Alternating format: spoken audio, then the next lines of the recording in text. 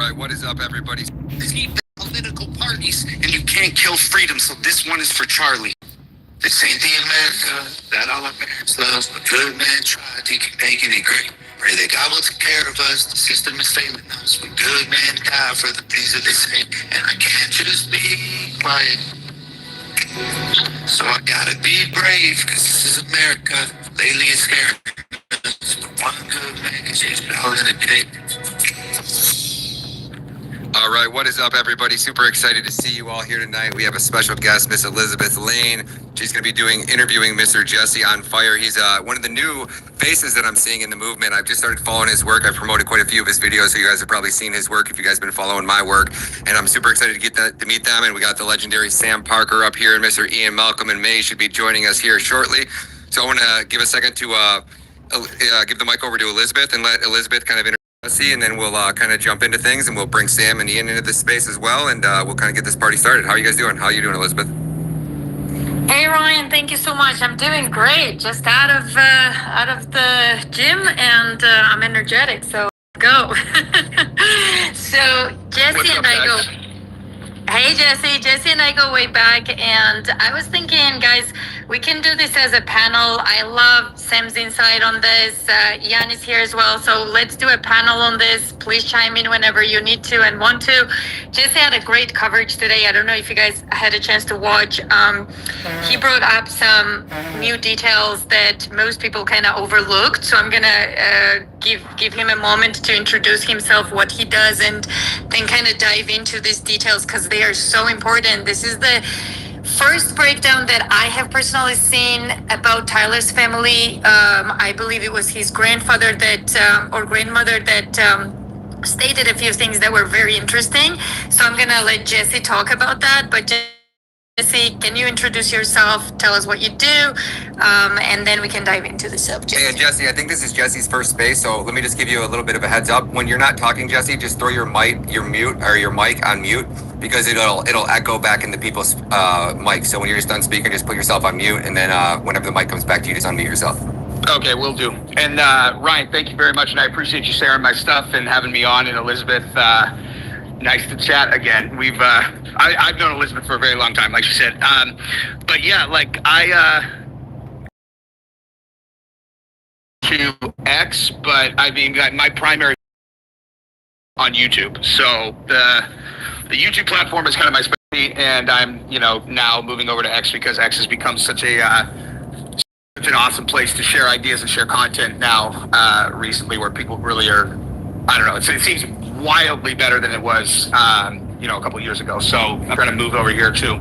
But yeah, like, so what happened today and what's really gonna hit hard tomorrow has all been around the official story. So I personally have been very apprehensive about sharing information that I thought would potentially muddy the waters on a prosecution against Tyler Robinson. Sorry, I always say Tyler Rogers because there was a dude in my fraternity named Tyler Rogers, and so I do that by accident all the time. But Tyler Robinson is his name, obviously. But yeah, I've been apprehensive about sharing information I thought could potentially impact the prosecution. It's like, I'm aware that I have an amount of reach now where, you do a video and 450,000 people see it. It's like, the high probability that a defense attorney that's representing Tyler Robinson would potentially see it as well. So I've been very cautious about that. Oh Lord, it's gonna be fucking retarded. Oh, did we lose Jesse, or was it just me? No, we lost him. I can't hear him either. Jesse, I think we lost you. I'm not sure what's going on. Let me check. If he probably got a call. I bet you any money he got a call. He probably didn't have himself on. Right. Yeah. He doesn't have 6 phones like the rest of us. Also, he's a newbie here, so he gets, I think, well, maybe he's back. Anyway, so I can continue on this a little bit. So what he was trying to say, he's actually very careful about what he puts out, just because, I know. I don't know. Oh, there's no, you're back. Yeah, I could hear you guys, and I was just talking I probably went into a dead area of my house. But anyway, but yeah, so, as of today and the video tomorrow, I'm now officially just going hard at the official story because there's there's new stuff that really blows up. And what I mean by the official story is the story of how this arrest was made, how they knew that it was Tyler Robinson, and the just details around it. Because what I've been doing on the backside has been a lot of deep research into the people who are around Lance Twiggs and that whole community, because of all of these people, these leftist radicals who were, sharing posts that indicated that they had foreknowledge and all of that stuff. And like Tyler Robinson is literally the least likely person in terms of background to have done this out of all of them. And what I shared today was that Tyler Robinson's grandmother did an interview, and she said, I can literally pull it up and quote it exactly, but the gist is that Tyler Robinson was never interested in firearms. She didn't think that he had almost ever even fired a gun. She said that he definitely did not like hunting, had never hunted, and did not own a single firearm, and she was positive about that. And we're talking about the mother of his father, who is the wife of the grandfather who supposedly gave Tyler the rifle, which was used, in the supposed crime. So that detail in and of itself is a huge, that's a huge hit to the official story in terms of how that came together. Another thing that was in the video that I did today was there was a next door neighbor. She lived 2 doors down from Tyler's family for 16 years.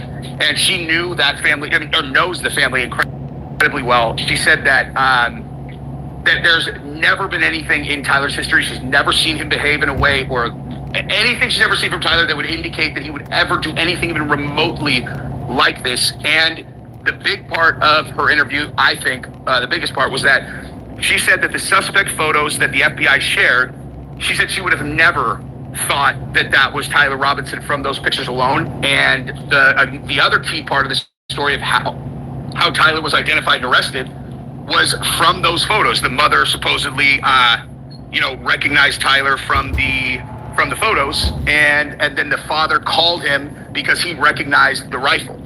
So those two things make no sense. Also, tomorrow, one of the things that I'm covering is about the rifle. Now, so in the rifle, they told us was a Mauser, which was a World War II, relic, which is why it was so identifiable. The problem is that the rifle that they showed, and I'm sure everybody saw this, it might be a Mauser. It looks like one of these new, like brand new kind of composite frame. It really, honestly, it looks like a Ruger. It looks like a Ruger American. It's a $370 rifle that literally every person who has ever fired a gun has fired that rifle. And so I never understood why they said that it was the World War II one.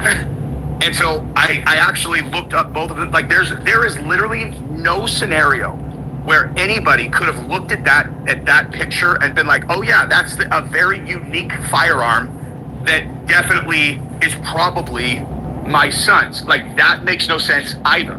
So like all of those things combined make no sense. The other thing that was in the video that I covered was that I looked at the suspect photos, and one thing that I learned from the Epstein case is that a good way to identify whether you're looking at the person that you're trying to figure out if it's them is to look at the ears. I'm sure a lot of people have seen the ears of the corpse when Epstein was his supposed corpse was removed from the jail. And these are, I've verified this a million ways that these are the official, supposed pictures of his corpse. And the ear is definitely not Jeffrey Epstein's ear. It's a very unique ear. So I looked at Tyler Robinson's, and I realized his lobes of the ears on the suspect are not attached to his head. So that's a very, that's a feature. If you go 23andMe or whatever, that's like an actual genetic feature that's very common, one way or the other. Tyler Robinson's are attached in every single picture of him. He has attached earlobes. The guy in the suspect photo does not. And so what I have coming out tomorrow is we ran a side-by-side Tyler Robinson and Lance Twiggs picture with the original suspect photo, and we asked which of these people is more likely the person in this suspect photo. And the AI it isolated 6 different facial feature criteria. So it was like, the ridge or the whatever. It was 6 different ones I covered in my video tomorrow. And it picked Lance Twiggs on all 6, not 3, 4, 5. Every single facial feature where it compared the 2, it picked Lance in all 3. And for the final thing, in the video that I did, the original one yesterday, I showed that Tyler Robinson's shoes, which are some Chucks, they look very similar to the ones that are being worn by the suspect. Very similar. But if you actually look very, very close, it's clear that they're not the same. There's stitching on the top of Tyler Robinson's that doesn't exist on the suspects. So after I put that video out today, somebody went out looking and they sent me a picture of Lance Twiggs, and he is wearing the exact Chucks that are in the suspect photo that originally everybody had thought was Tyler's. And Lance Twiggs has disappeared. They covered it again in the New York Post 5-6 days ago that no one knows where he is. So yeah, I mean that's the kind of breakdown of what I've been covering in the last couple of days. And I'm talking about when you actually see all of these things visually, I don't understand how Tyler Robinson is the prime suspect the other thing too is Lance Twiggs had access to his cell phone, had access to his Discord, had access to all of the things that they are using as the smoking gun that Tyler's the one who did it. Lance had access to all of that stuff. He could have written all of that stuff himself, could have written all of those text messages to himself that make no sense.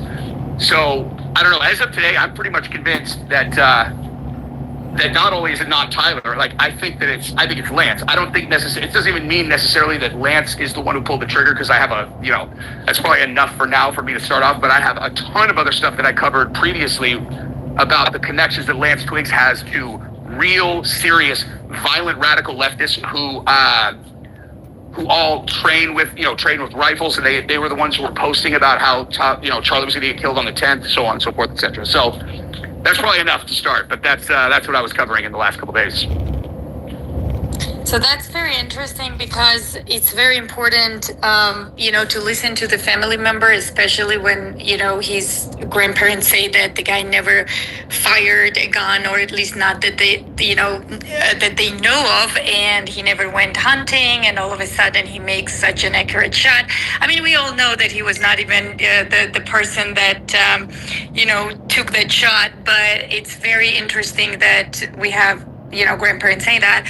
Jesse, I want to ask you, what is your take on, because we already covered this Mike McCoy case. You guys know what I think about Mike McCoy, but what's your take on Mike McCoy, Jesse? So I actually I talked about this today earlier. One of the things that I had not taken a close look at had been the TPUSA angle, because Erica Kirk, her behavior is extremely bizarre, and I find her nearly unwatchable. I don't know. It's nothing personal, and I'm not trying to attack her. It's just the way that she communicates it makes my skin crawl. But I've never accused her of anything, and I'm certainly not doing that now. And when I've seen a lot of people from TPUSA, when they speak about the case, they come off as genuine. I'm not saying you and I have talked about that offline, but the Mike McCoy video is so suspect to me.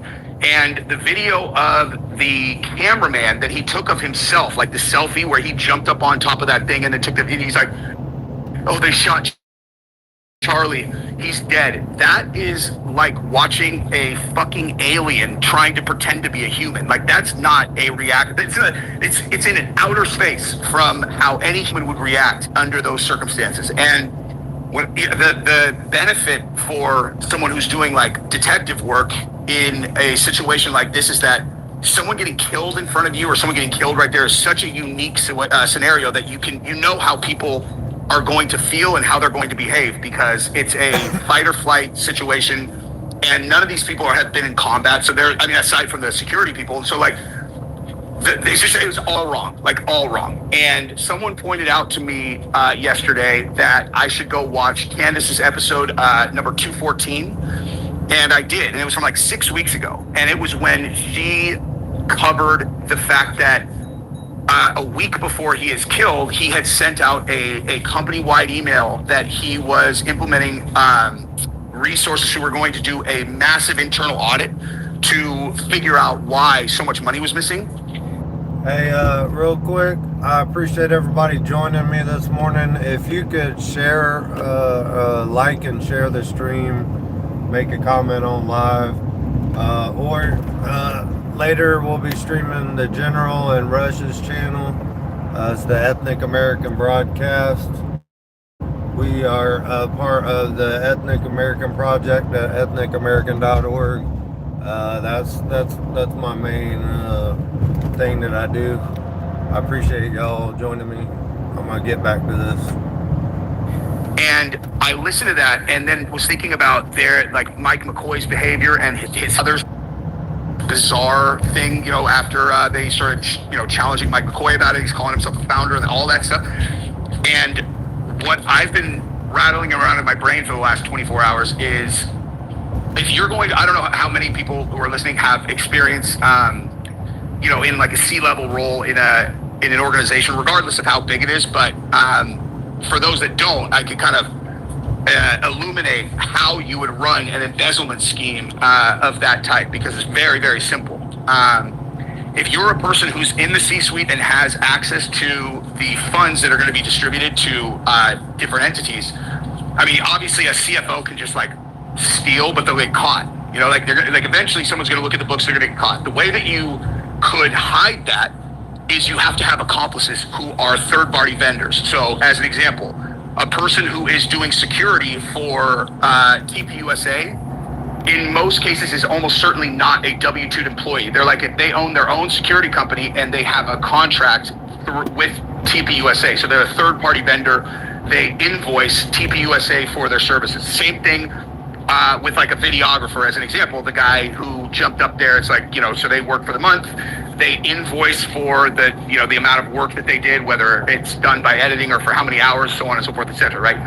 So if you are going to run a large embezzlement scheme with, in an organization like TPUSA that has 9 figures coming in, you would need to bring other people in, and they would over invoice. So if you actually owe the videographer $20,000 for the month, and he says he's paying other people, then he invoices $60,000, and the $40,000 that is the overpayment, he splits with whoever is the orchestrator and has access to the finances. So someone I don't know, the chief of staff, or someone who, obviously the person who writes checks would have to be in on it also.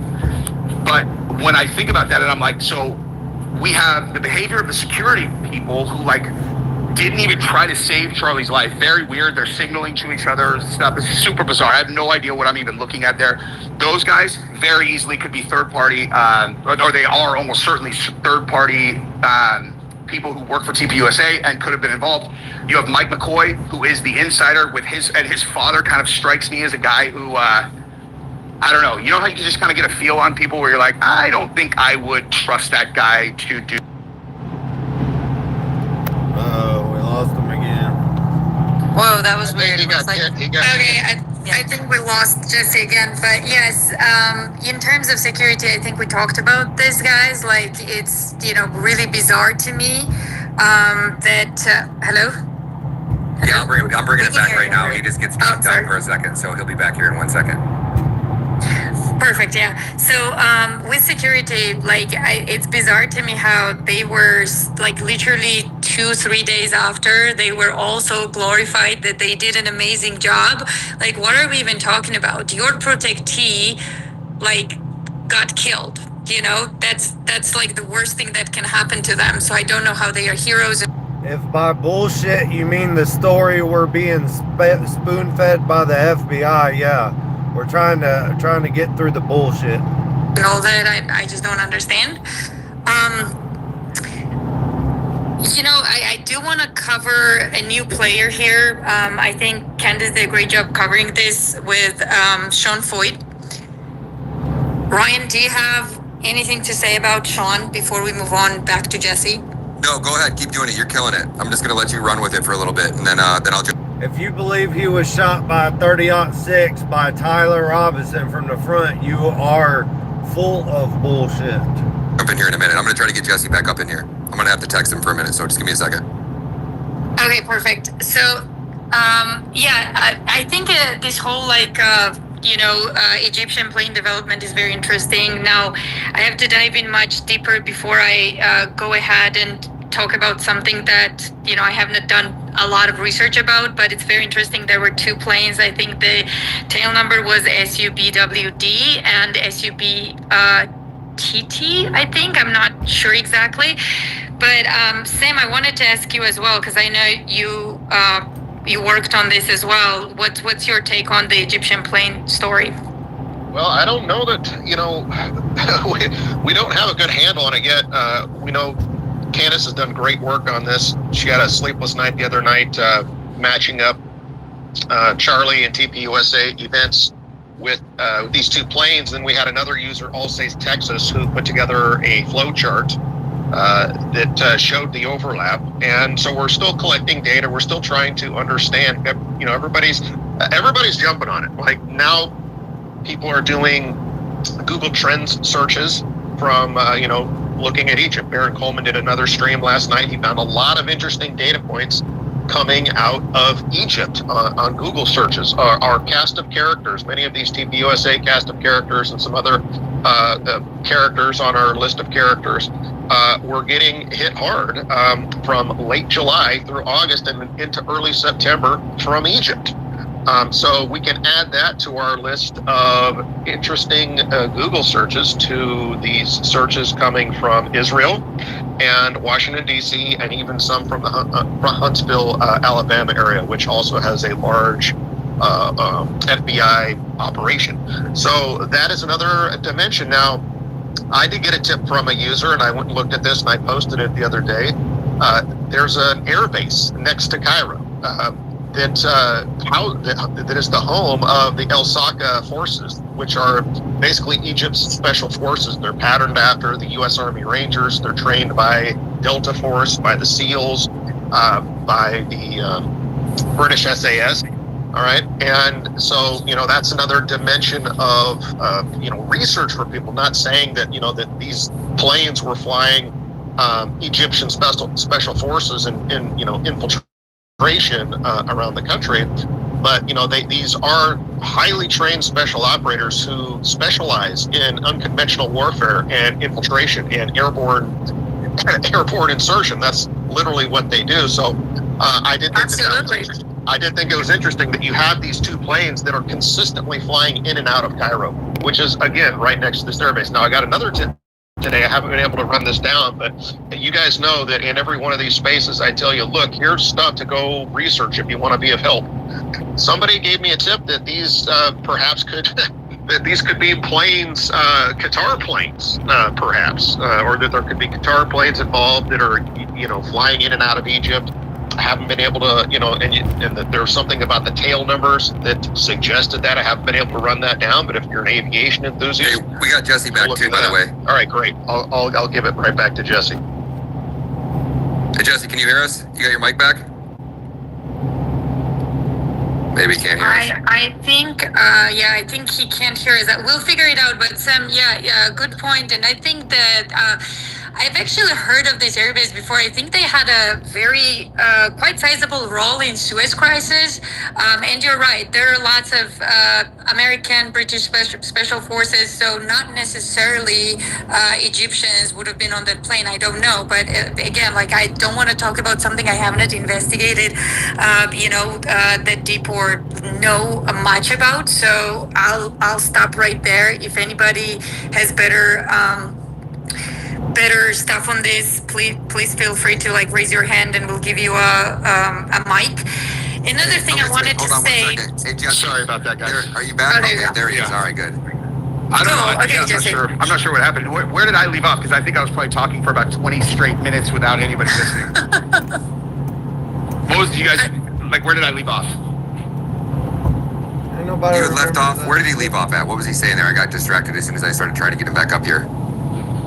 I believe you were talking about Mike McCoy and how the whole financial situation was handled, in your opinion. Yeah, well, I was just saying that, if someone was doing a financial crime or embezzlement situation at TPUSA, the way that they would do it is they would have to conspire with other with vendors who were third parties that were getting paid through invoices. So that's always the simplest way to pull off some kind of fraud.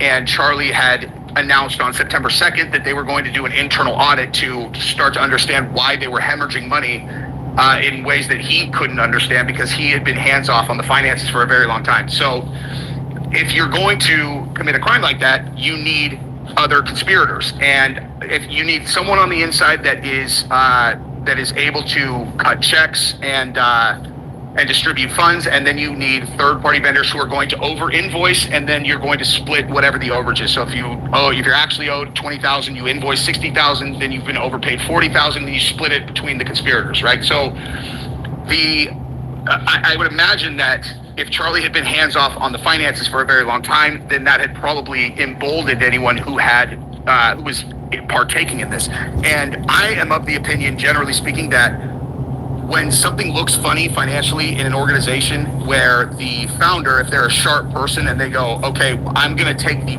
big step where I'm going to actually bring someone in who's going to be ripping through all of our books and auditing everything, there's a high probability that there's a problem. And so when you think about the characters who look suspicious in this thing, you've got Mike McCoy, the chief of staff, who could have been the insider with his dad potentially. I mean, all of this is obviously hypothetical. I have no evidence of any of this stuff. But then you have the security guys who did not attempt to save Charlie per, Valhalla VFT is a good buddy of mine. And he's like, it makes no sense, their behavior, if they were actually trying to save Charlie. Then you have the videographer who is standing up on that thing with the most bizarre way they've been behaving. But it's certainly something that's rattling around in my brain now, because that is definitely something that people would kill over. Their lives are over. I mean, like if they were or are or whatever, taking part in his team like that, and the audit gets announced, they are on the countdown to the absolute Armageddon of their lives, because the second that they get popped, these other people that are their co-conspirators, they're going to roll on each other, and all of them are going to go to prison. Hopefully people will go to prison. I always say this is going to be a case that will get solved, unlike GFK, RFK, and similar cases, because what FBI doesn't understand anymore, I think they kind of lost themselves in their own scheme, is that people are now handling this. And this will get solved. Like, it's out of their hands now. That's it.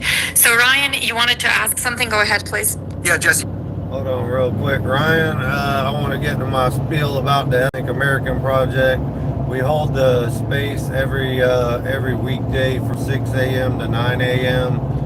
The General right here holds it from 6 a.m. to 9 a.m. every weekday on X Spaces, and we have a dedicated website where, well, you can get to, there it is. It's called the ethnicamerican.org.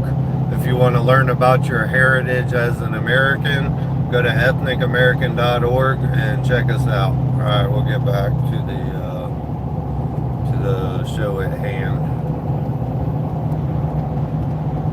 Jesse, you were talking about his family, and you got some information on that family. How did you get that information? Sorry, I didn't catch that in the beginning if you already said it. So the reference that I was making about the interview that his family did was actually about his grandma. So what I've been doing is actually going back and looking at things that were public in the first week to 2 weeks, when the news cycles were so overwhelming that we were missing things. And as an example, one of the things that I missed was that his grandma, who is the wife of his grandfather, who supposedly gave him the very unique Mauser rifle that is not unique at all, and for some reason the FBI pretended that it was some World War II Mauser, when it's actually a Mauser that looks identical to a Ruger American, which every person on earth has shot before. But what she said in the interview was, she said Tyler has never been interested in firearms. She doesn't think that he's ever even shot a gun, and she also said that she knew for sure that he definitely did not own a firearm. And the official story is that he had this very unique rifle that was given to him by his grandfather, his father's father, because his father is the one who supposedly texted and was like, show me a picture of Grandpa's gun. And that's the dad's mother who was giving the interview. And I mean, so that throws that very much into question. And that's it's just an article. If you look up, she did that interview I think like on September 14th or something like that. And the interview with the neighbor who said that she knew him as well, for 16 years and never would have picked him out of that suspect lineup. That was done literally like September 14th, and no one caught it. That she said, I would have never been able to recognize him from that photograph. It's just because when it happened, the news cycle was so bananas. Yeah, because we got Diligent. He's down there right now, and I think he's going to be spending like a month, if I'm not mistaken, in Utah right now. And I wonder if we can get him. Do you know where where the grandma lives? He visited the grandma today, Ryan. He actually put out a video earlier today. I only got to watch it once, but he visited her today, interviewed her. He said he's going to stay there for 2 more days. That she's allegedly maybe going to open up a Twitter account and maybe start tweeting even. So he's in communication with her now.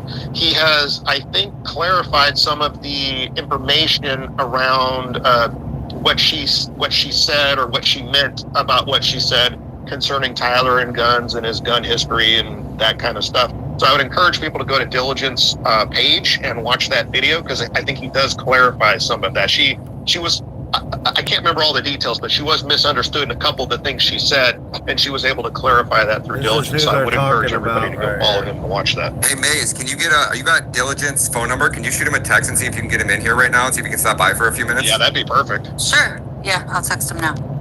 Awesome. All right. That'd be sweet. And what else were you saying, Jesse? You had a couple more points that you made there in the beginning. I just want to make sure you go over them all again. We got Candace down here listening, so I want to cover all of them.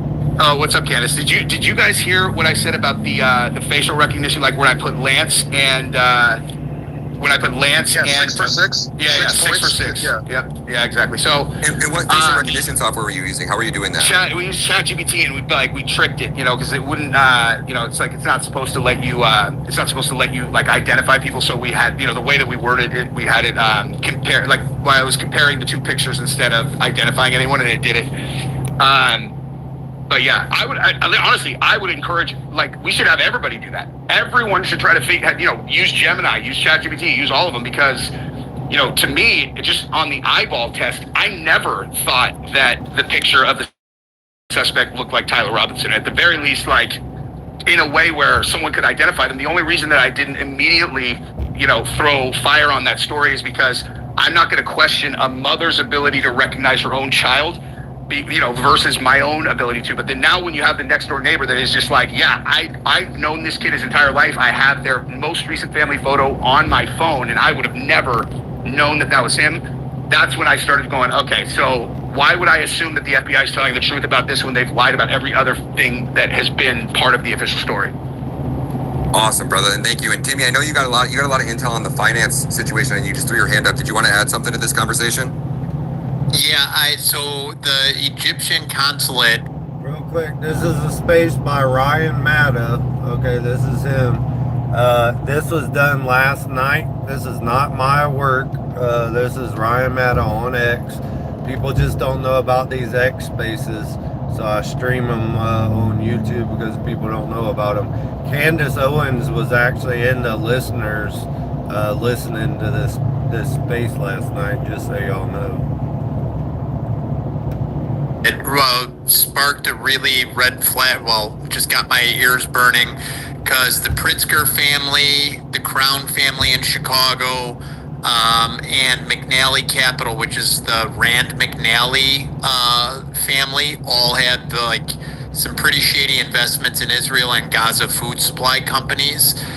They scheduled there was a protest against them, supposedly, and they were funding a bunch of the protests that were anti-Semitic, the No Kings, and other things like that. It looked like a false flag protest.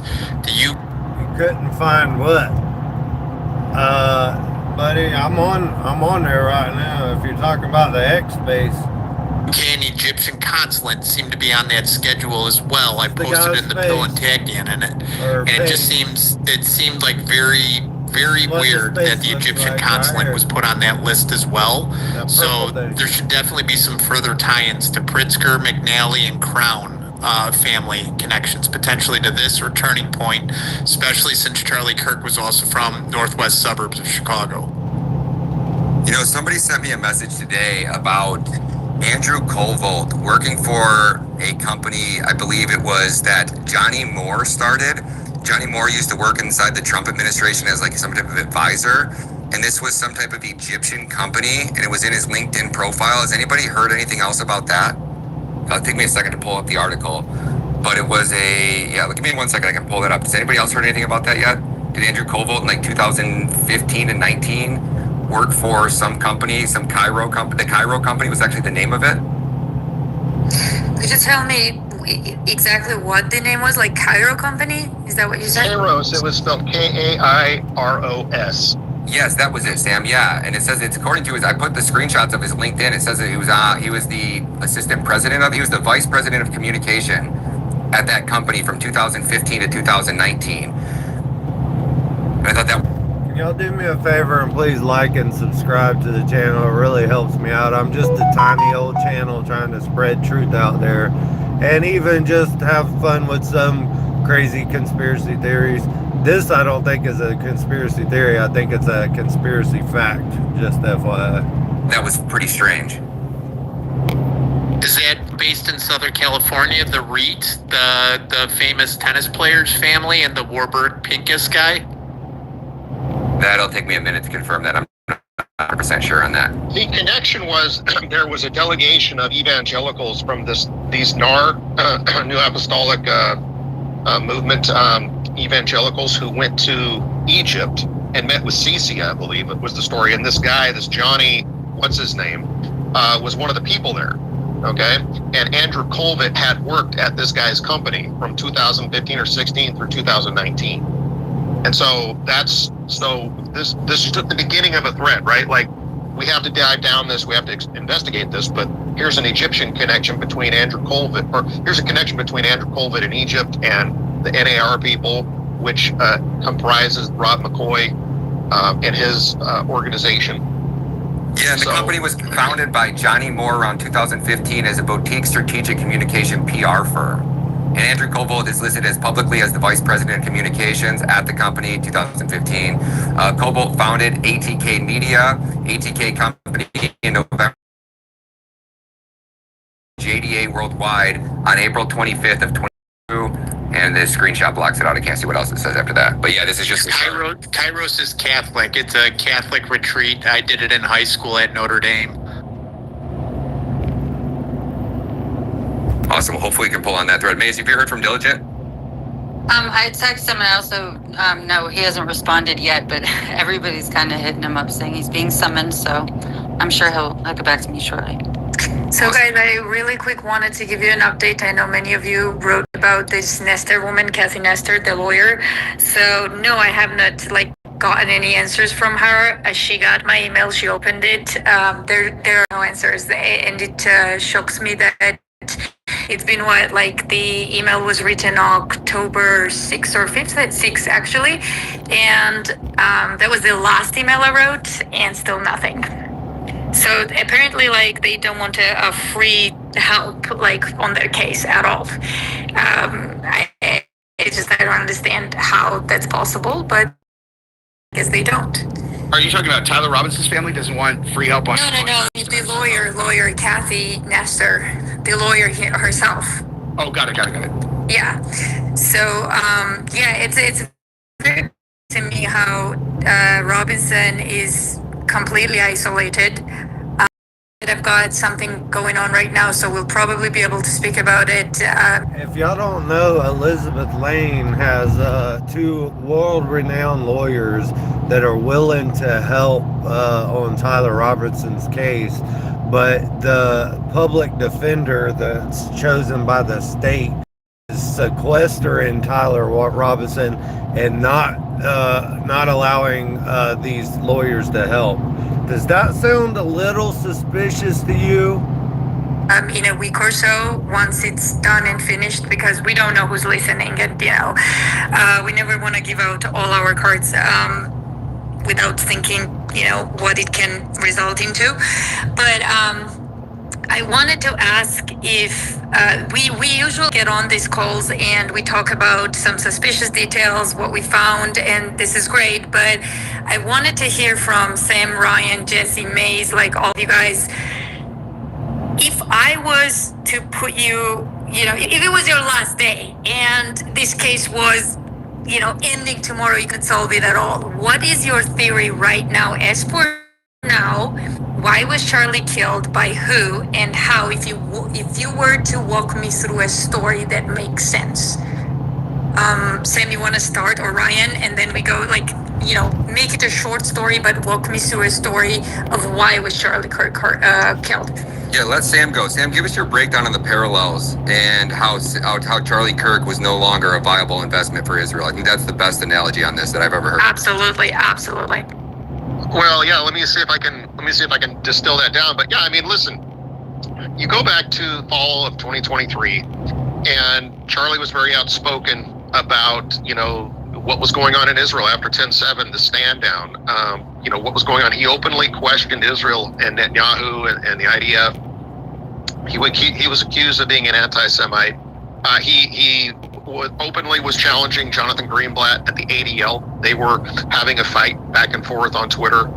And that was in the wake of the ban, the ADL, the viral wave that was happening around the same time as 10/7. And we know that Jonathan Greenblatt had that leaked Zoom call or something from the ADL meeting, in which they revealed that there was this massive generational divide, that the young people, the youth of America, were no longer on the side of Israel. Right? He said it wasn't a left-right divide. It wasn't blue, red, conservative, liberal, left, right. He said it was old versus young. He said they had a TikTok problem, right? And that he called upon the Jewish intelligentsia to, put their brains together to solve this problem like they've solved so many other problems. I'm paraphrasing. But from there, they went on to replace 3 Ivy League university presidents. Then they got Congress to adopt several new laws and policies, basically outlawing anti-BDS and the anti-BDS movement on college campuses and other quote-unquote forms of quote-unquote anti-Semitism from college campuses. And they were going to establish these anti-Semitism monitors, task forces, and databases. You can thank me by liking and subscribing. That'd be awesome. And basically, expel students who were participating in these protests. They're basically trying to throw a wet blanket on the massive protests, these organized protests in opposition to Israel that erupted on college campuses, right? That was their first line of attack. Their second line of attack was to threaten funding to these Ivy League universities, right? That's what they did once Trump came in. They started threatening the funding to these Ivy Leagues. Then the third line of attack was they orchestrated this hostile takeover of TikTok, right? This is how maniacal and fanatically driven they were to, how do we get the youth back? Like, we're basically going to squash out all organized opposition to Israel on the left, because that's where organized opposition to Israel comes from, is on the left, right?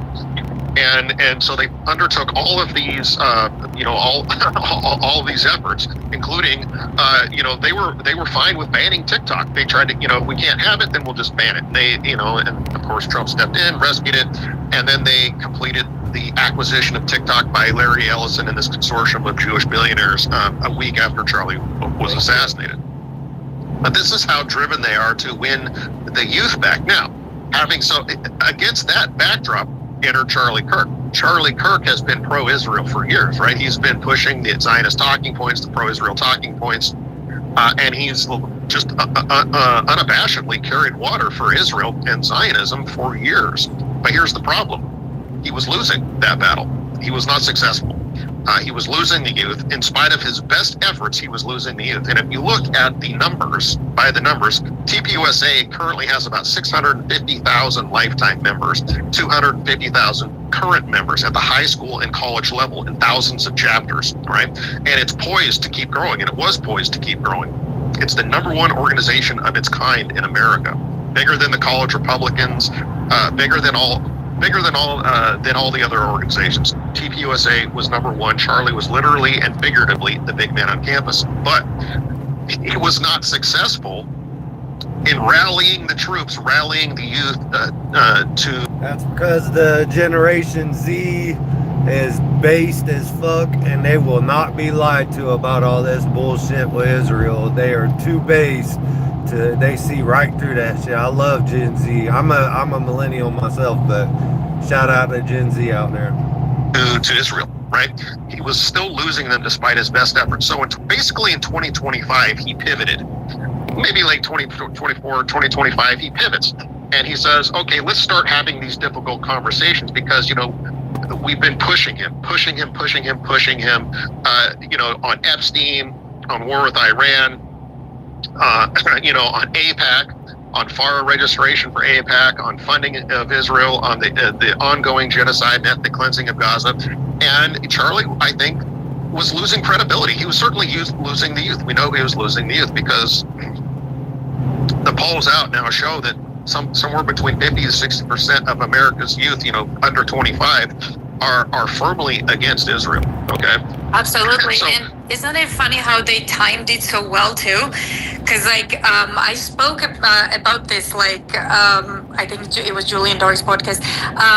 So they timed it exactly when they knew that, okay, so if we allow this guy to keep talking on PBD with Tucker and all these people, they were done. So they had to do something fast, like ASAP, and then try to control the narrative right afterwards, right? So I want you to ask just one question. Yeah, so that's what's going on, right? So he pivots. Let him cook, he's gonna roll. Yeah, absolutely. So now you've gone from a situation where Charlie has been actively carrying water for Israel and not platforming any dissent for years, and he's failing. He's failing to rally the youth to Israel's cause with that approach and with that strategy. So he pivots and he undertakes what I call a take out the garbage strategy, which is, if there's something in the room stinking it up, you got to get rid of it before you can move forward, before people can focus and move forward. You have to get the garbage out. So you have to let people express their concerns, get their worries out, take the garbage out. That's what I call it. So he was platforming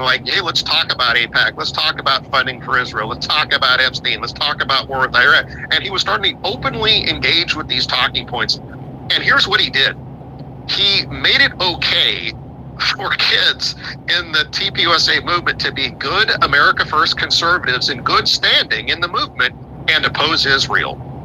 Now, if you're Israel, what has just happened? You've just spent the last 2 years doing all this stuff to eradicate anti-Semitism and anti-Zionism from the campuses on the left, right?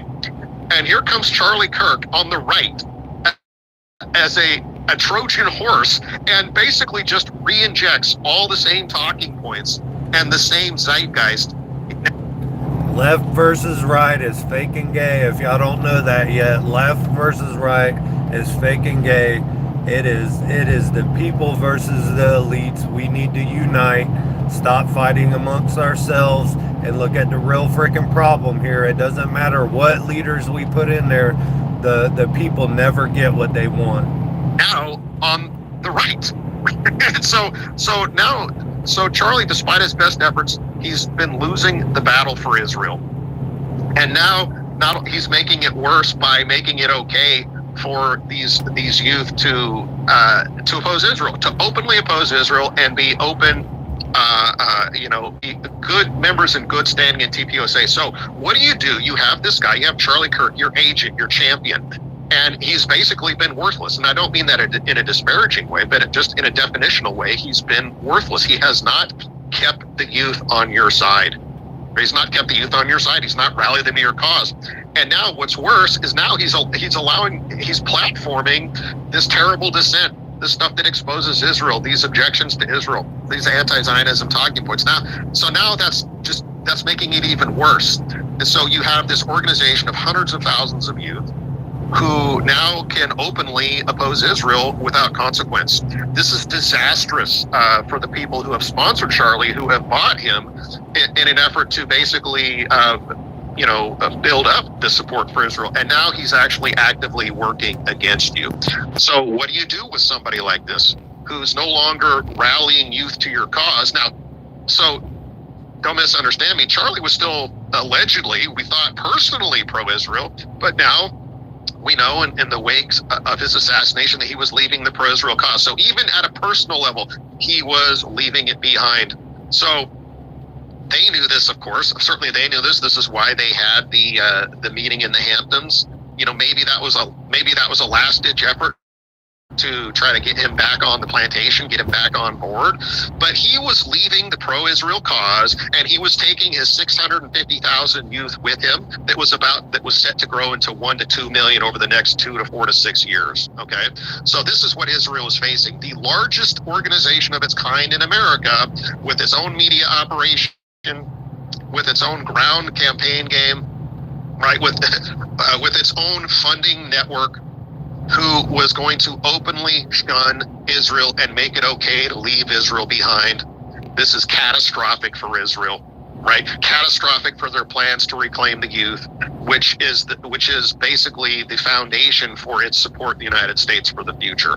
So why does Israel want Charlie gone? He's in the way. He's in the way. He's the big man on campus, literally and figuratively, and he dwarfs everybody else. In fact, I found out he had 15 billion views on his social media, like something like the month before the election in 2024. Charlie Kirk was the most influential conservative Republican, and he was leading the youth, and he was leading the youth away from Israel.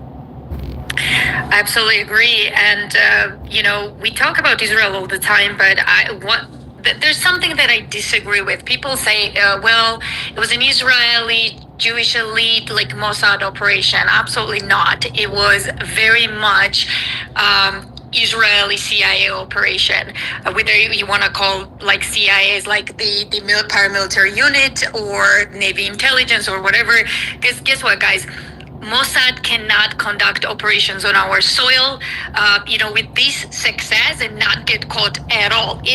There's no difference between Mossad and the CIA, bro, at all. And the FBI's freaking helping too. The FBI goes after freaking parents of normal parents of school children that don't want to be indoctrinated about cutting off their genitals as domestic terrorists, bro. These groups are against the American people. It's impossible. Like, what, FBI is so dumb and stupid that they don't know anything about it, and Mossad just simply conducted a flawless operation, shot the guy, had a patsy. Like, this is ridiculous. So our intelligence agencies were involved. This is what people underestimate. I always say, what Israel means for the CIA and our, not only CIA, but military industrial complex in total, is almost more important than what it means to freaking Netanyahu. Like, for us and our intelligence, Israel is very important. Yeah, I voted for Trump. I voted for Trump 3 times. And Trump he sold his soul to Israel. He has completely sold out the American people. If you're still on the Trump train, I mean, you're a trust the plan Q-tard or whatever. I don't have any idea how you can still believe in Trump at this point. Game, and they are not going to give it up. And Charlie was as much on in the way for them as he was for Netanyahu and Israeli elites and Mossad as well. So I just and Elizabeth, we should and I've said this before and I didn't say it this time, but let me just emphasize what you're saying. There is a motive for American intelligence agencies, or more broadly speaking, the current ruling regime, which is controlled by. Y'all making fun of my hick-ass accent? That's true, I do got a hick-ass accent. I'm from the South, bro. Republicans, because Charlie has been historically naturally aligned with the Republicans as well as Israel, but he was starting, he had a larger organization than the college Republicans, and he was starting to become an election kingmaker, and he was poised to become even more so. He wanted to run for governor of Arizona, which he had a very good chance of winning, and he would have done it with an army of youth volunteers that answered to him, not the Republican Party. All right, and let's just quickly run down the divergence. So he was leaving the Israel cause, but in a way you could say he was kind of leaving the Republican cause too, because he was for a total immigration moratorium. That's not the mainstream GOP, headline. They want immigration. They want the H-1Bs. They want all that. All those elites want their slave labor. Even MTG freaking traded us out and said, "Oh, we gotta be careful about these things. We gotta do it smart. I need my slave labor, even though she's worth $25 million, right?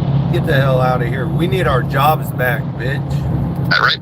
So he was opposed to him on that. He was opposed to these neocon wars, Ukraine, Iran, and of course the mainstream GOP policy on that is, yes, they like those wars, they want those wars. So he diverged on the neocon wars, especially Ukraine.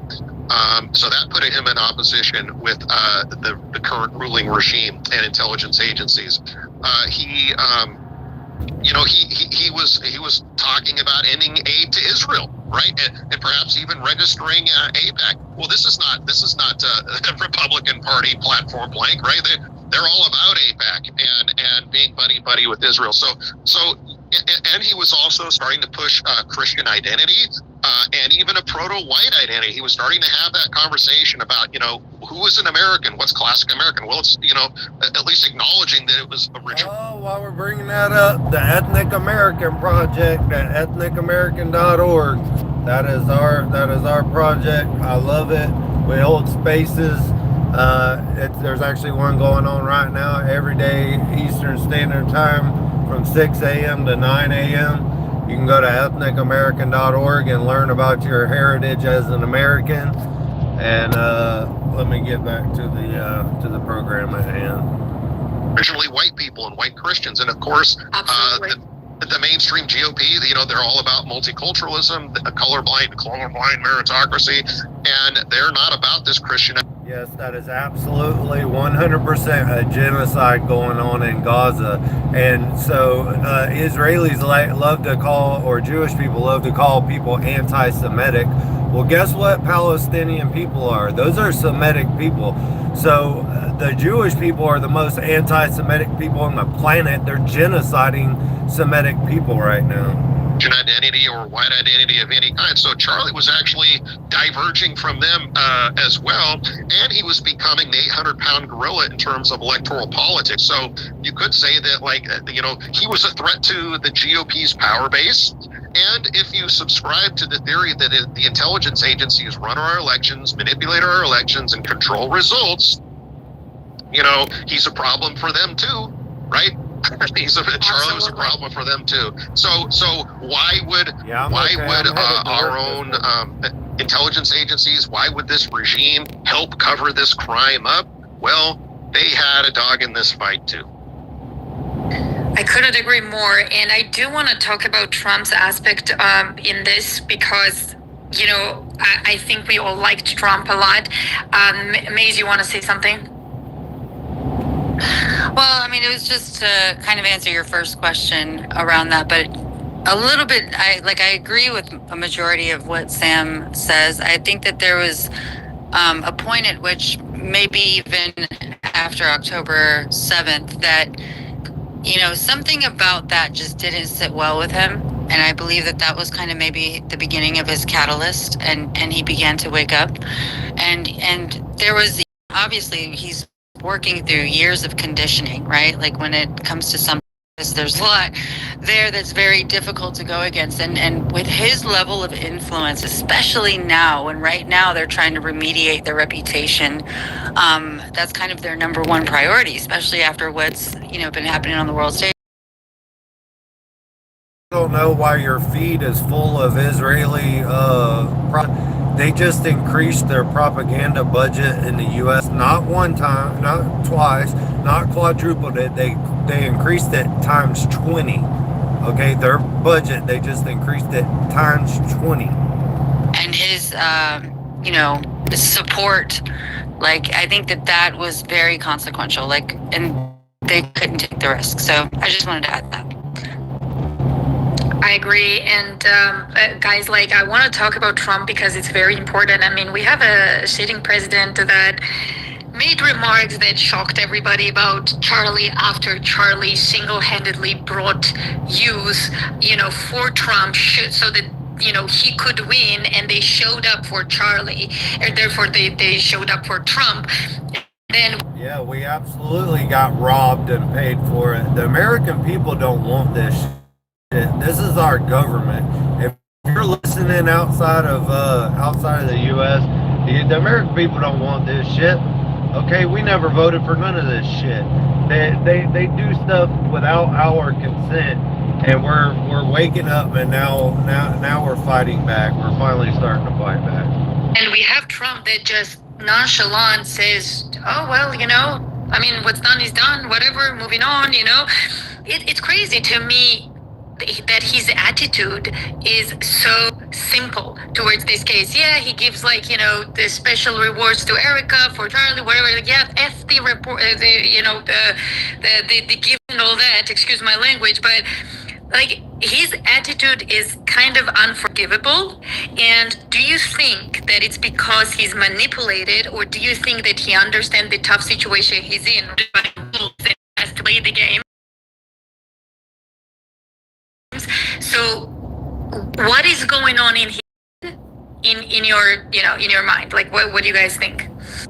I would love to take that one. If Absolutely, go for it. Yeah. So, I've been talking about this with Trump's behavior related to Epstein as well, where you look and you're like, what could have changed in so much as where Yeah, it makes no freaking sense, right?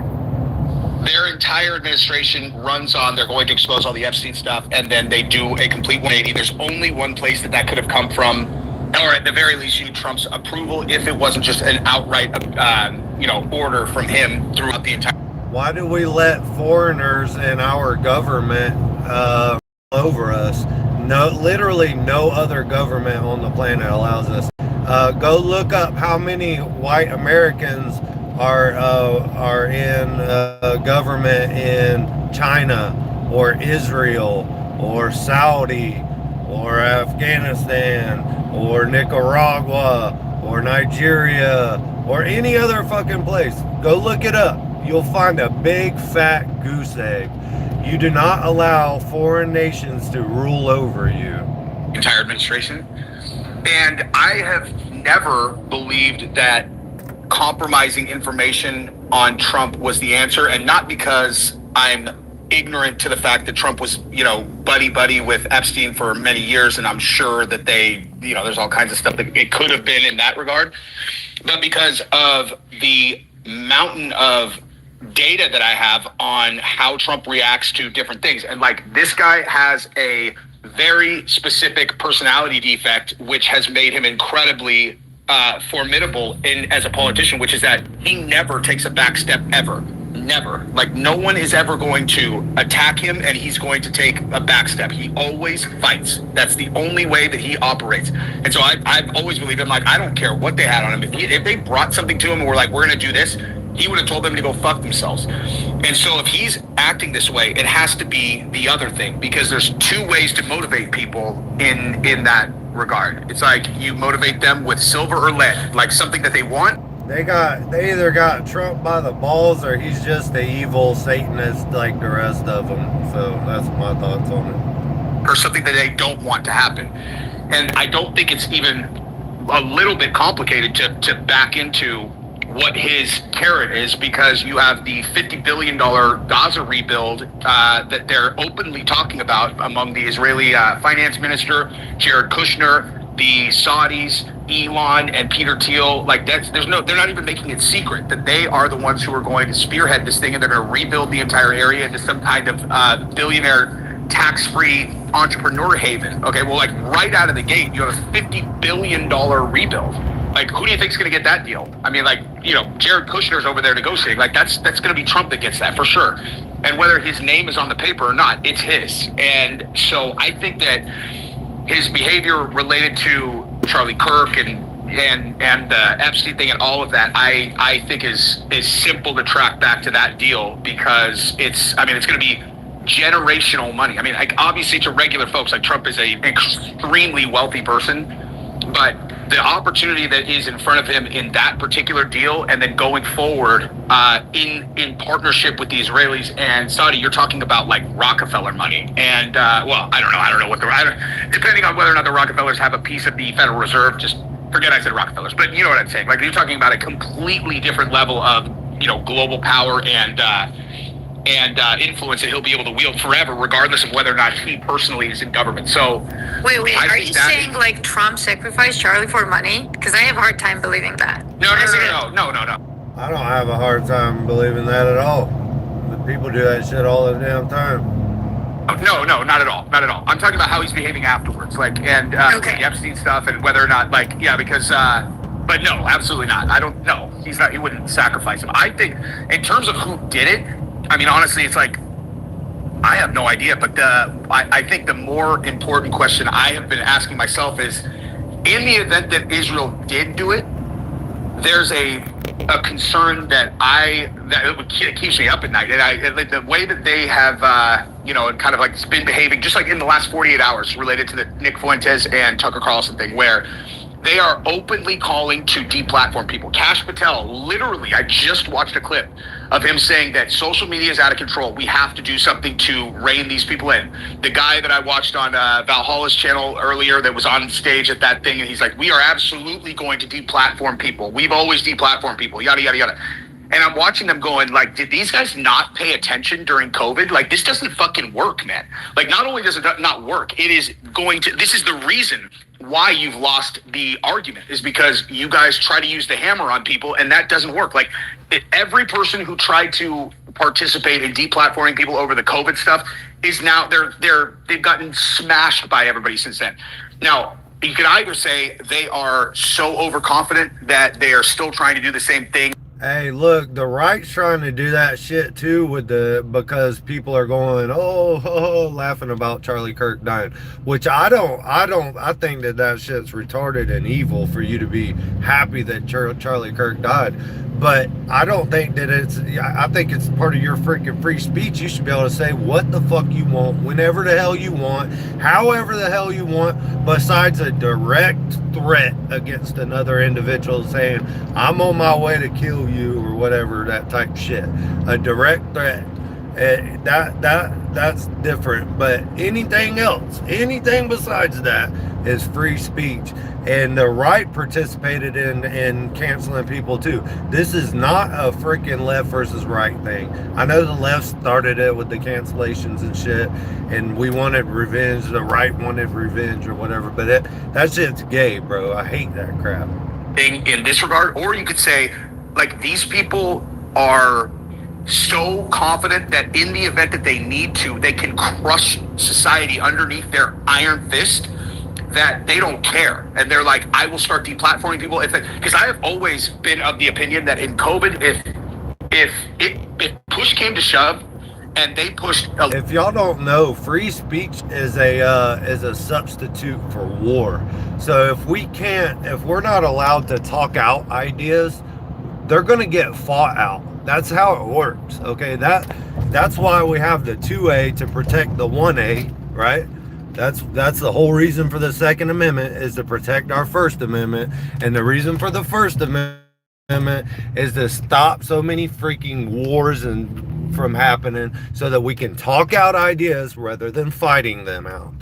A little bit harder, or they just literally just like made an announcement that we had no rights anymore. I don't think anyone would have done anything.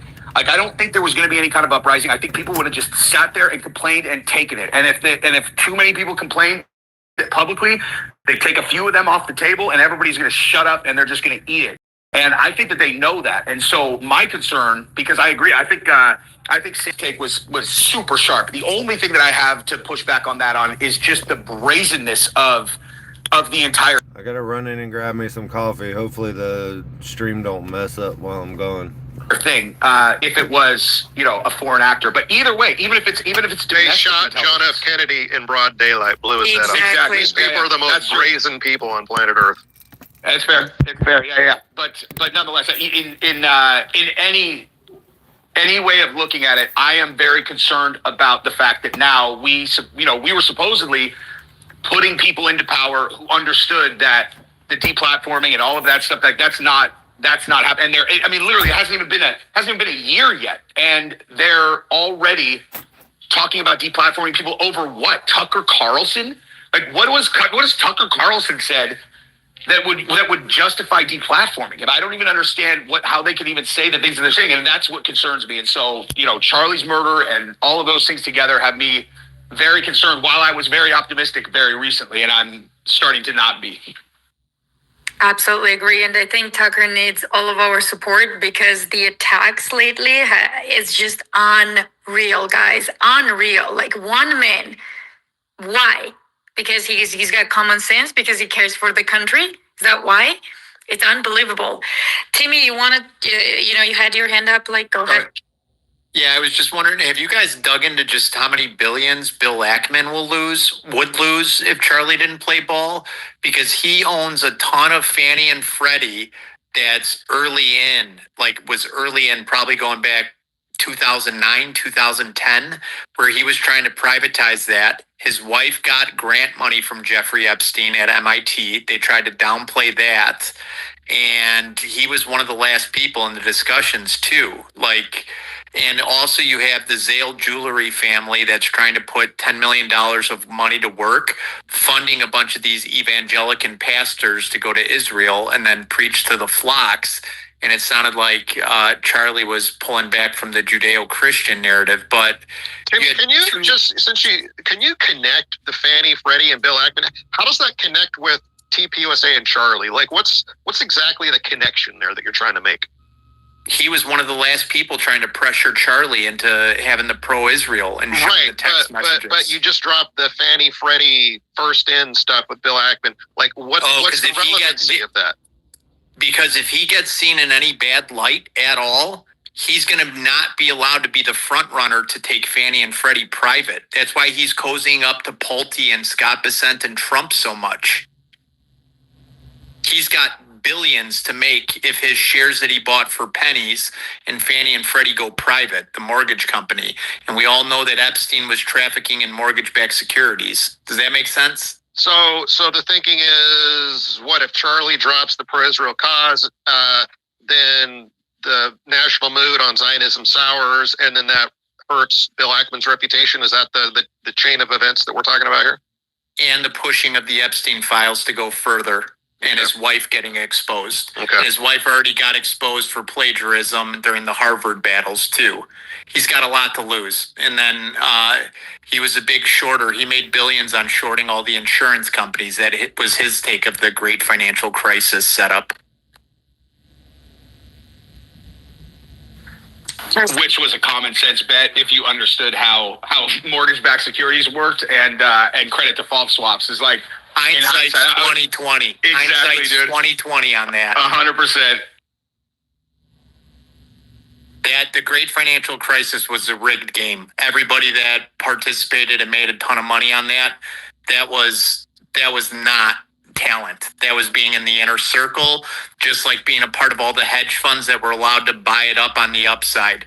Dodd-Frank prevented all pension funds, insurance companies, and those groups from being able to buy into it until the price got ran up quickly a few years later. So they were buying all that debt, 20, 30 cents on the dollar, and they weren't collecting all the money, which was wiping away the money trails for the Jeffrey Epsteins of the world and the other people that were laundering money through those securities. Yeah, and they had the ratings. The rating companies were putting like B-rated, like subpar. What do you call? Oh my God, this used to be out of business. I'm gonna just embarrass myself, but the subprime mortgages. They had subprime mortgages that they were rating like government bonds and student, or teacher union investing all of their pensions into what essentially was someone with a 450 credit score who had never paid a single loan back, multiplied by 10,000. It's like What I miss? What are they talking about? It was just called Alt-A credit. Yeah, we slapped shitty labels on those things to make them look like they were better bets. But Penny Pritzker was a part of that, and she basically created subprime. And what y'all think, is Nick a gay Mexican or what? That's what I hear on X. And she was also part of the Rebuild Ukraine for the Biden administration. She was head of Secretary of Commerce in the Biden administration too. So like both both proud Zionists, both part of the Aspen Institute. They always both position themselves for what they need, don't they? In the administration, right? They always position themselves, right? I was just about to say that exactly. It's absolutely. I never seen the stream myself, but apparently what they say, I'm not making any accusations. What they say is he was doing a live stream and one of his I think it was either one of his tabs or one of his search, or he had search history of gay porn. And then I did see the one for sure where the cops came to his house and he called himself a Mexican. So that part is definitely true. Absolutely crazy, guys. I think Luna, you had your hand up. Sorry, I just noticed. Again, like if you want to chime in.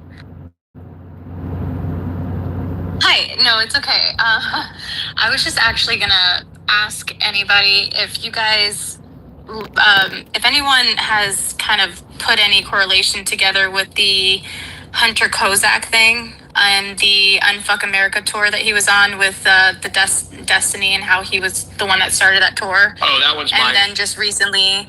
Yeah. Oh, that was you? That one's mine for sure. Yeah, that was me that made that video. Yeah, and then I offered him $20K to take a lie detector. Did you see that video that? Did you see that video that they recently showed of him practicing screaming? Of course. Before the shot? Yeah, okay. I've covered him extensively on YouTube. So like on X, I don't know what has performed in what way on X because I don't manage it myself, like what I post. But yeah, on YouTube, I have covered that extensively, and I offered $20,000 to Hunter to take a live. Yeah, I know that mestizos are different than Spanish. They're white Spaniards. I know that, but he called himself a Mexican, bro.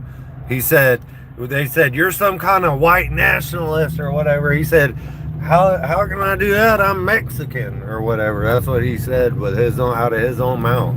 Lie detector, and he responded on X and said that he would. And then when he responded with that, I said, I'm like, look, I will escrow the money in advance so there's no concern about being paid. And if you pass, I will apologize on every single platform that I have as many times as you want. And he's like, yeah. He's like, well, do you mind sharing the story to break it down to everybody that doesn't know? Oh, sure. Yeah. So Hunter Kozak is the guy who asked the final question to Charlie Kirk right before he got shot, where he asked about the rate of transgender mass shooters, and Charlie responded, and then that's when he got shot. And Hunter Kozak was a part of the Unfuck America tour, which was a counter, a leftist counter tour to the TPUSA. They followed Charlie to every single event that he did, and they would stage events in contrast to his. All of their, but like literally, they existed to hate Charlie Kirk, and you can find a video of any one of their speakers saying Charlie Kirk's he's the Antichrist, he's the worst guy ever. So, they're like the one, they spread all this nonsense that everybody has, said about him a million times. Hunter, he hated him, man. Like, he talked about it all the time, how much he hated him. And he had to sneak in and all of this stuff. And in addition to that, so when you watch his reaction when Charlie was first shot, he put his hands up on both sides of his head, and like with his hands shaking.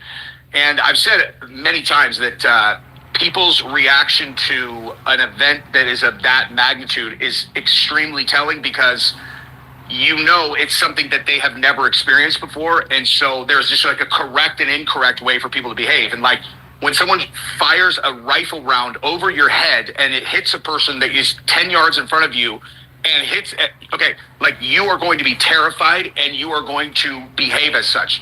His immediate reaction was extremely bizarre, dramatic in a way that didn't really make sense. And then a video came out of him earlier in the day practicing the exact reaction that he had when Charlie was shot.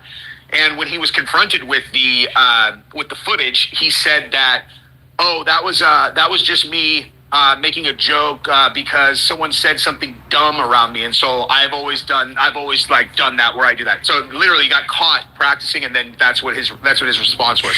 Jesse, what happened was crazy. He was also in front of Phil Lyman in that photo or that video, right? Like, wasn't Phil Lyman right there next to him?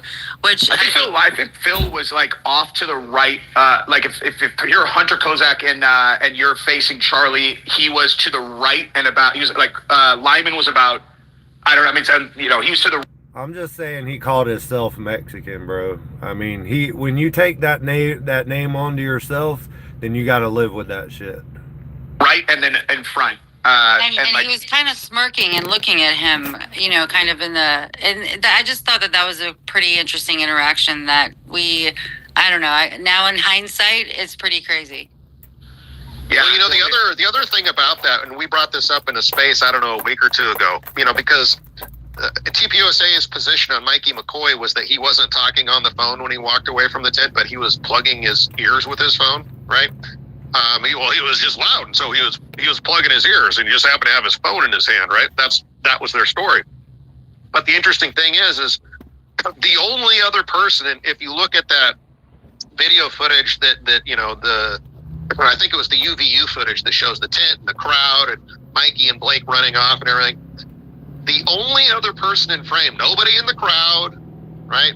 Not even any of the other TPUSA staff. The only two people that were quote unquote plugging their ears were Hunter Kozak and Mikey McCoy.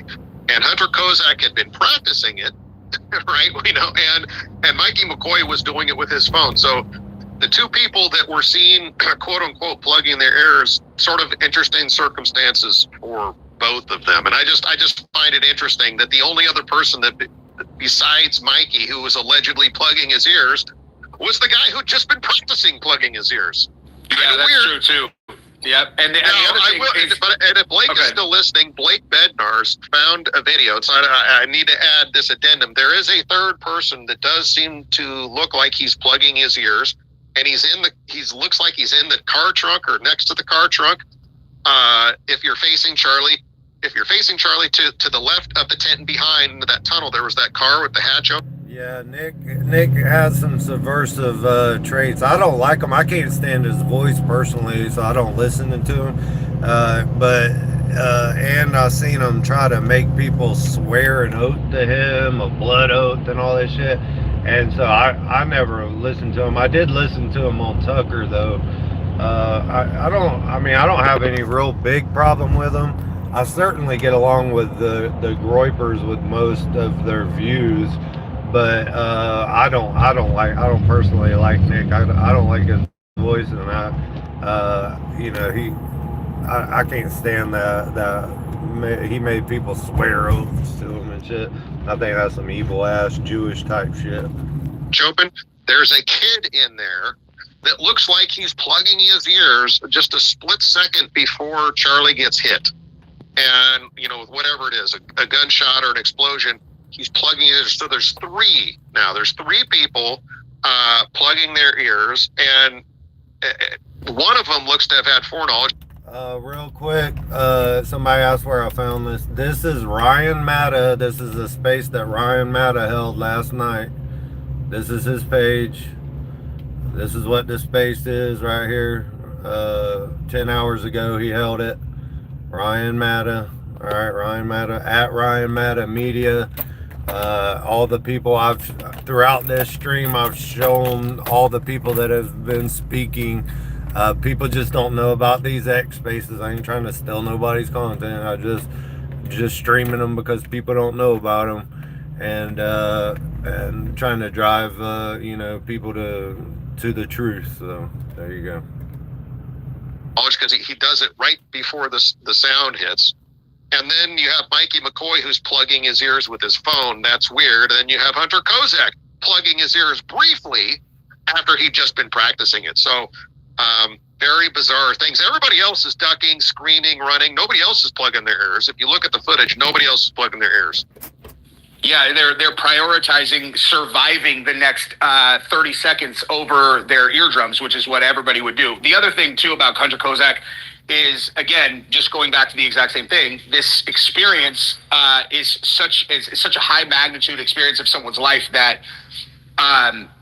when they speak about it and they tell their own story, they're going to tell a story in a very vivid way. Yeah, you can look it up. Just look up Nick Fuentes, Ask Gropers to Swear Oath or whatever. Yeah, it was wild. And they usually will bring up details that sound kind of weird, but you understand, that's something that stuck out to them at the time. And the thing that Hunter Kozak said in all of his interviews, he said this in every single major news source interview that I've seen him do, is that his brother had been in a school shooting, and so he had done a lot of thinking, and he said that it turned out he wasn't as terrified as he had imagined he was, and he had a really logical take on it. And he said that he instantly knew that this was not a mass shooter and that this was a targeted assassination and that he didn't need to be concerned. And that's one of those things that's that's a thing that you pre-prepared. And for some reason, because you clearly are not a very emotionally intelligent person, you thought that was a story that would make sense, where anyone who has a brain and understands people knows that's fucking nonsense. Okay, you just saw someone get murdered in front of you and you're on a college campus. Everyone is going to think and feel the same thing unless they know in advance that it's an assassination, because it's human nature. You're going to duck. You are going to run. You are going to try to get out of there. That's why the guy who was standing up and cheering also, you're okay, that makes sense. You're to stand up and chant USA and make yourself a target when someone's firing a rifle over those it's just wrong. And he repeated it in every single interview. That's why I've been going so hard at the guy. And do you know about how his dad works? I do. Yeah. And his dad is on the Jimmy Kimmel show. And if you think about exactly what the actual circumstances of the problem with Jimmy Kimmel was, is that Jimmy Kimmel implied in his monologue that it was a MAGA person who was a shooter. And so it might be subtle, but that is a direct implication that would push people's suspicion away from his own son. I'm not saying necessarily that his dad knew that his son is in on it, or even necessarily that Hunter is in on it. But what I will tell you is that he said he was going to take $20K, and he disappeared when we started to, we went to go schedule it. I mean, I've got people following up. Well, there's definitely such thing as crisis actors. You know? That was the first thing that came to mind when I first saw that. Yeah. Yeah, I don't know what to make of it, but he said he would take. I mean, he's like a student. Who would not take $20K to take a lie detector unless you've got a reason to do it? I mean, I don't know. I wanted to ask you about that. So what was the exact answer that he gave you? So he said, okay, I'll do it. And then what? He just ghosted you, disappeared, or what did he say? Exactly that. He said that his exact response was, sure, I would take it. And he said, I mean, I don't think that the conspiracy theorists, I don't think it'll make any difference with the conspiracy theorists. I don't think they're going to accept anything, but for $20,000, yeah, of course I would do it. And then so myself and then Project Constitution started reaching out and DMing him. And then, and I responded immediately to his response. And I said, we'll escrow the money so you don't have to worry about it. I assume he knows what escrow means. You know what I mean? Because once you know that the money is you're not going to have to chase me around for the cash. And if you don't have anything to hide, why would you not take that $20K? That's an enormous amount of money for somebody his age. That's like a student. You know what I mean? I never had an opportunity as a college student to make that much money ever. Yeah, and the shit he got, you would think he would do it for free just to clear up his name, but exactly. And the thing is, it's not even admissible anyway. If he fails, it doesn't even matter. All it would do is just give us a bunch of maybe we would look further into it, but it's not because no one is investigating these people. That's the other thing that that at least publicly, the story is that the FBI has what Kash Patel said was. When he was asked about other co-conspirators, he said that anything that the FBI finds is going to be handed off to the state's attorney in Utah because it's not in their jurisdiction or whatever. And I mean, real quick, guys, I just got to work. You're gonna hear probably some beeping and some background noise. I'm a crane operator, so you'll hear a little background noise. I apologize for that. If you could like and subscribe to the channel, and also we hold spaces on the Generals podcast every week, every weekday, 6 a.m. to 9 a.m. I'm interrupting that for this, but that's what we do. We're part of the Ethnic American Project. trying to educate Americans on their heritage. Ethnicamerican.org. That's what our project is all about. But I'll continue this. You're going to hear a little background noise though periodically for like, I don't know, 20 minutes. I don't know this for 100% sure, but I would assume that means the FBI is not allocating resources to that investigation if they're not going to hand the prosecution to a U.S. attorney. So who is even investigating these people? Which is a problem on its own. Nobody. Yeah, right? Unless the defense, like, I don't know what the defense, how they're building their case, but like certainly the prosecution is only interested in one thing, proving that Tyler Robinson is guilty. That's the only thing they care about. Yeah. So they're not going to care about anything, tangential or, secondary or that doesn't contribute to that. Right. And I did. Or who's a real killer. Yeah, right. Like they don't care. They have the police and the prosecutors. This is these are career making cases. There's a lot on the line. The only thing they care about is making their case stick against Tyler Robinson. But I did want to back up just a little bit on Hunter Kozak here and frame for the audience, why is Hunter Kozak, why would he even be important? Why would he be part of the setup? And I want to maybe explain that for people. Hunter Kozak, his question, first of all, it's just a little too on the nose. It's about transgender mass shootings, right? And you remember the narrative, the initial narrative, once they caught Tyler Robinson, was that this shooting was the result of a transgender, radical, leftist, gay, furry kid, right? That was the narrative. So what happened with Hunter Kozak, because he was the last questioner when Charlie was shot, he got a lot of media access and interviews. And one interview in particular, I think it was published like within a day or two on YouTube. This got millions and millions of views where they spent an hour talking to Hunter about the transgender issue and the mass shootings issue and what he was talking to Charlie about. And so he was used to cement in the audiences and the population's minds that the narrative that this was a radical left transgender related shooting.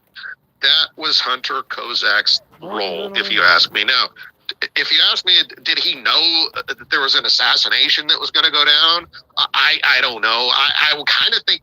Honestly, I think no, because you keep that circle tight. I would think you keep that circle tight, but I do think perhaps that he was put up to that. And he even admits in that interview that his audiences was spurring him on, and people were encouraging him to go challenge Charlie and to go ask these questions. And he went there early. He got to be second in line, and we know Cooper Brown was controlling the microphone. Cooper Brown again is that kid who intervened to stop the other kid from being when you had that kid after the event giving his testimony of what happened, and this person in a red shirt and red hat jumps in front of him and bodies him and shuts him up, right? That's Cooper Brown. That was the guy that was controlling the microphone. That's the guy who got Hunter Kozak to second in line. So if you're trying to see how these pieces line up, we can start to see maybe how they're lining up, that somebody wanted Hunter Kozak to ask that question. They wanted him to ask it then, and that was key.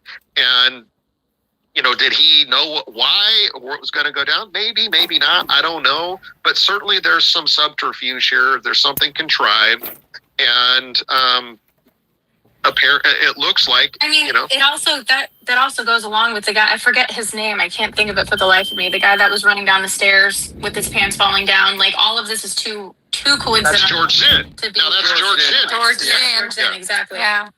And if you want a distraction so that people look in the wrong direction or look away from here rather than there, like magician misdirection, you need somebody position the audience to create a diversion, right? So. And he got popped that next week for having kiddie porn on his computer, which means he could have been either blackmailed into doing it, or there could be another reason that they... Or blackmailed into shutting up about exactly. it. Yeah, exactly, exactly. Have you guys seen, I don't know if everybody's seen it, but there is actually a Black Mirror episode called Shut Up and Dance, and that is the exact plot of that episode, which is... there's a kid who is being sent all these messages and he's being forced to do all this stuff, and you don't understand why he's doing it. And then at the end, you find out it's because they had video. You know, he had kitty porn on his computer, and when you really think about that, when you watch the episode, you really think about it. I mean, like a person is going to do anything to keep that from becoming public, and it's not super complicated to you know, hey, we want you at the UVU campus tomorrow.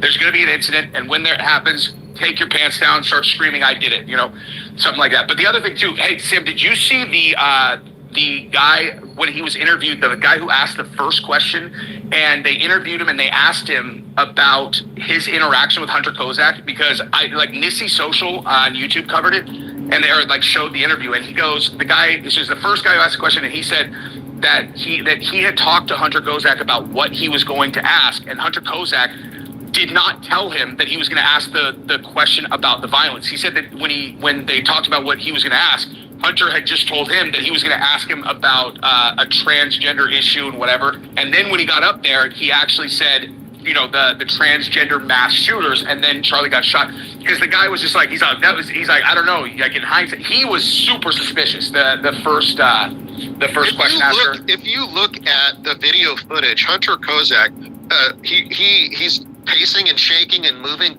like constantly, like he's super nervous. Now, I don't know if that's normal for him or not, but he covers about 10 square miles. And during the 10 minutes of the first questioner, Hunter Kozak there in his little spot, he's just kind of like pacing and swaying and just seems real agitated. Maybe that's just how he is. But if you look, nobody else in the line was like that, just him. He's the only one that's like nervously moving around frenetically like that for like 10 minutes. I'm telling you guys, he's involved. But they need to pressure. Candace needs to pressure him. Someone needs to get to that kid. It's awesome that you are, Jesse. But I really think that he knows something. You know, at the very least, he knows something. Which is why he probably went ghost. You know, one thing I just wanted to highlight really quickly about when Diligent went up there, it hit so different watching him kind of reenact it. Right when the gunshots happened, and Tyler, the guy that went and created the selfie, so Diligent walked over and he walked around, and for him to climb up that hill, and I mean it was really interesting to kind of see him turn around and then say, you know, oh my God, he's dead, or whatever, the reenactment, and then to be back stepping on the same chair that he was shot in 4 minutes later. I mean,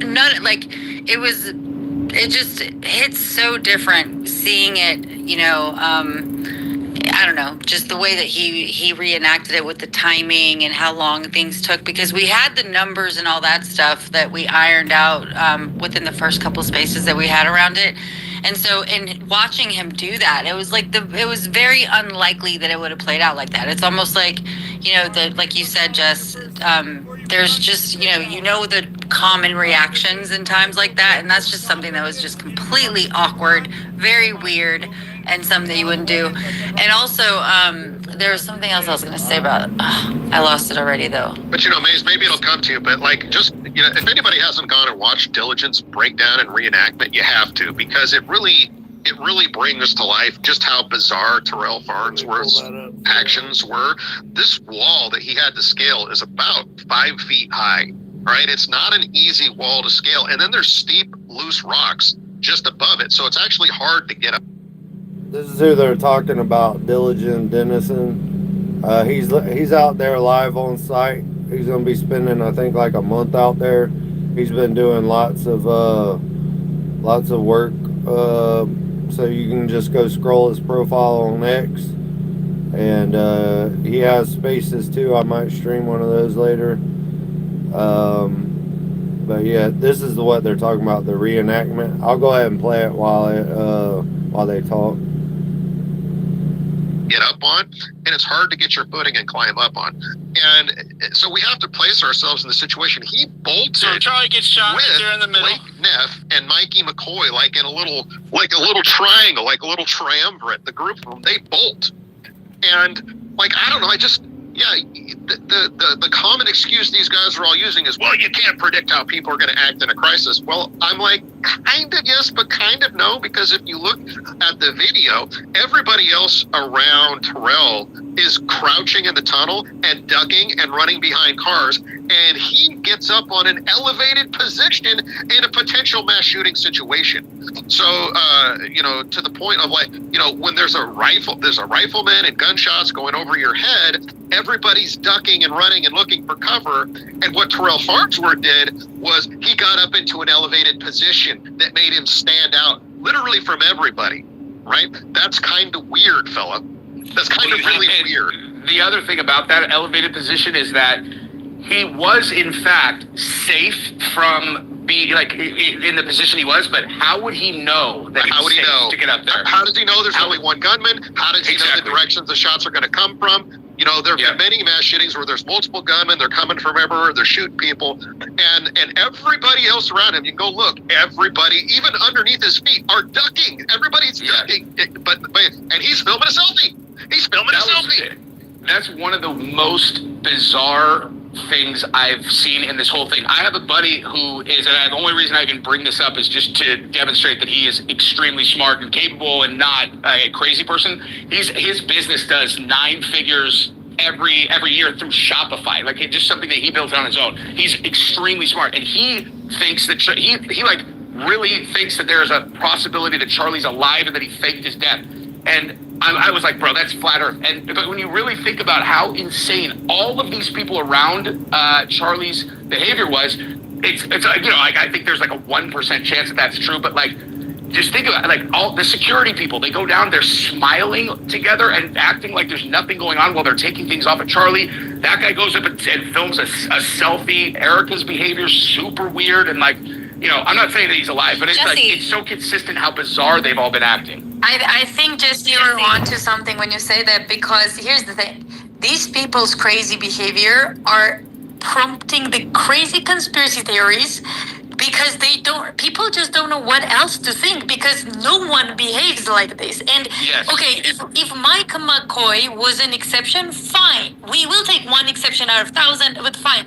Really, all of them are special case? All of them are exceptions? This is ridiculous, completely ridiculous. Jesse. Oh, I'm so sorry. Oh, no, you're good. Go ahead, say something, and then real quick. I wanted to pass co-host to Maze, but go ahead. Yep. So, Jesse, I challenge you, put a comparison between the Trump shooting, right, during his rally, and a side-by-side of both of those videos from when Charlie Kirk got shot, and the reaction of the crowd and the reaction of everyone in Charlie Kirk's and during that situation, and the reaction of the people during Trump's assassination attempt. I'm telling you right now, if you were to put a standby, both of those videos next to each other, you will see a contrast difference on how people actually react when there's a shooting. Yeah. Everybody during Trump's assassination attempt ducked. There was not one person that was standing around laughing, cheering, doing any of that kind of stuff. And with Charlie Kirk, it was business.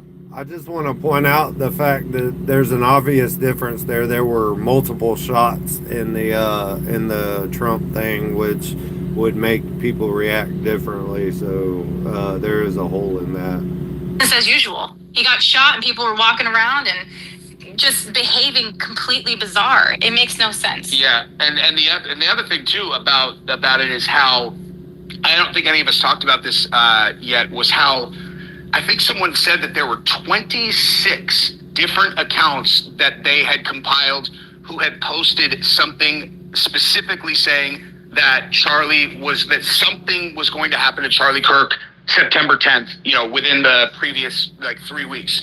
And are these the posts from the Discord, Lefty groups and stuff? Was that what that was? Yeah, they were on X. A lot of them were on X, and then there were some that were on Discord. There were some that were on Steam, which is a gaming platform, that myself and my investigator, we got into.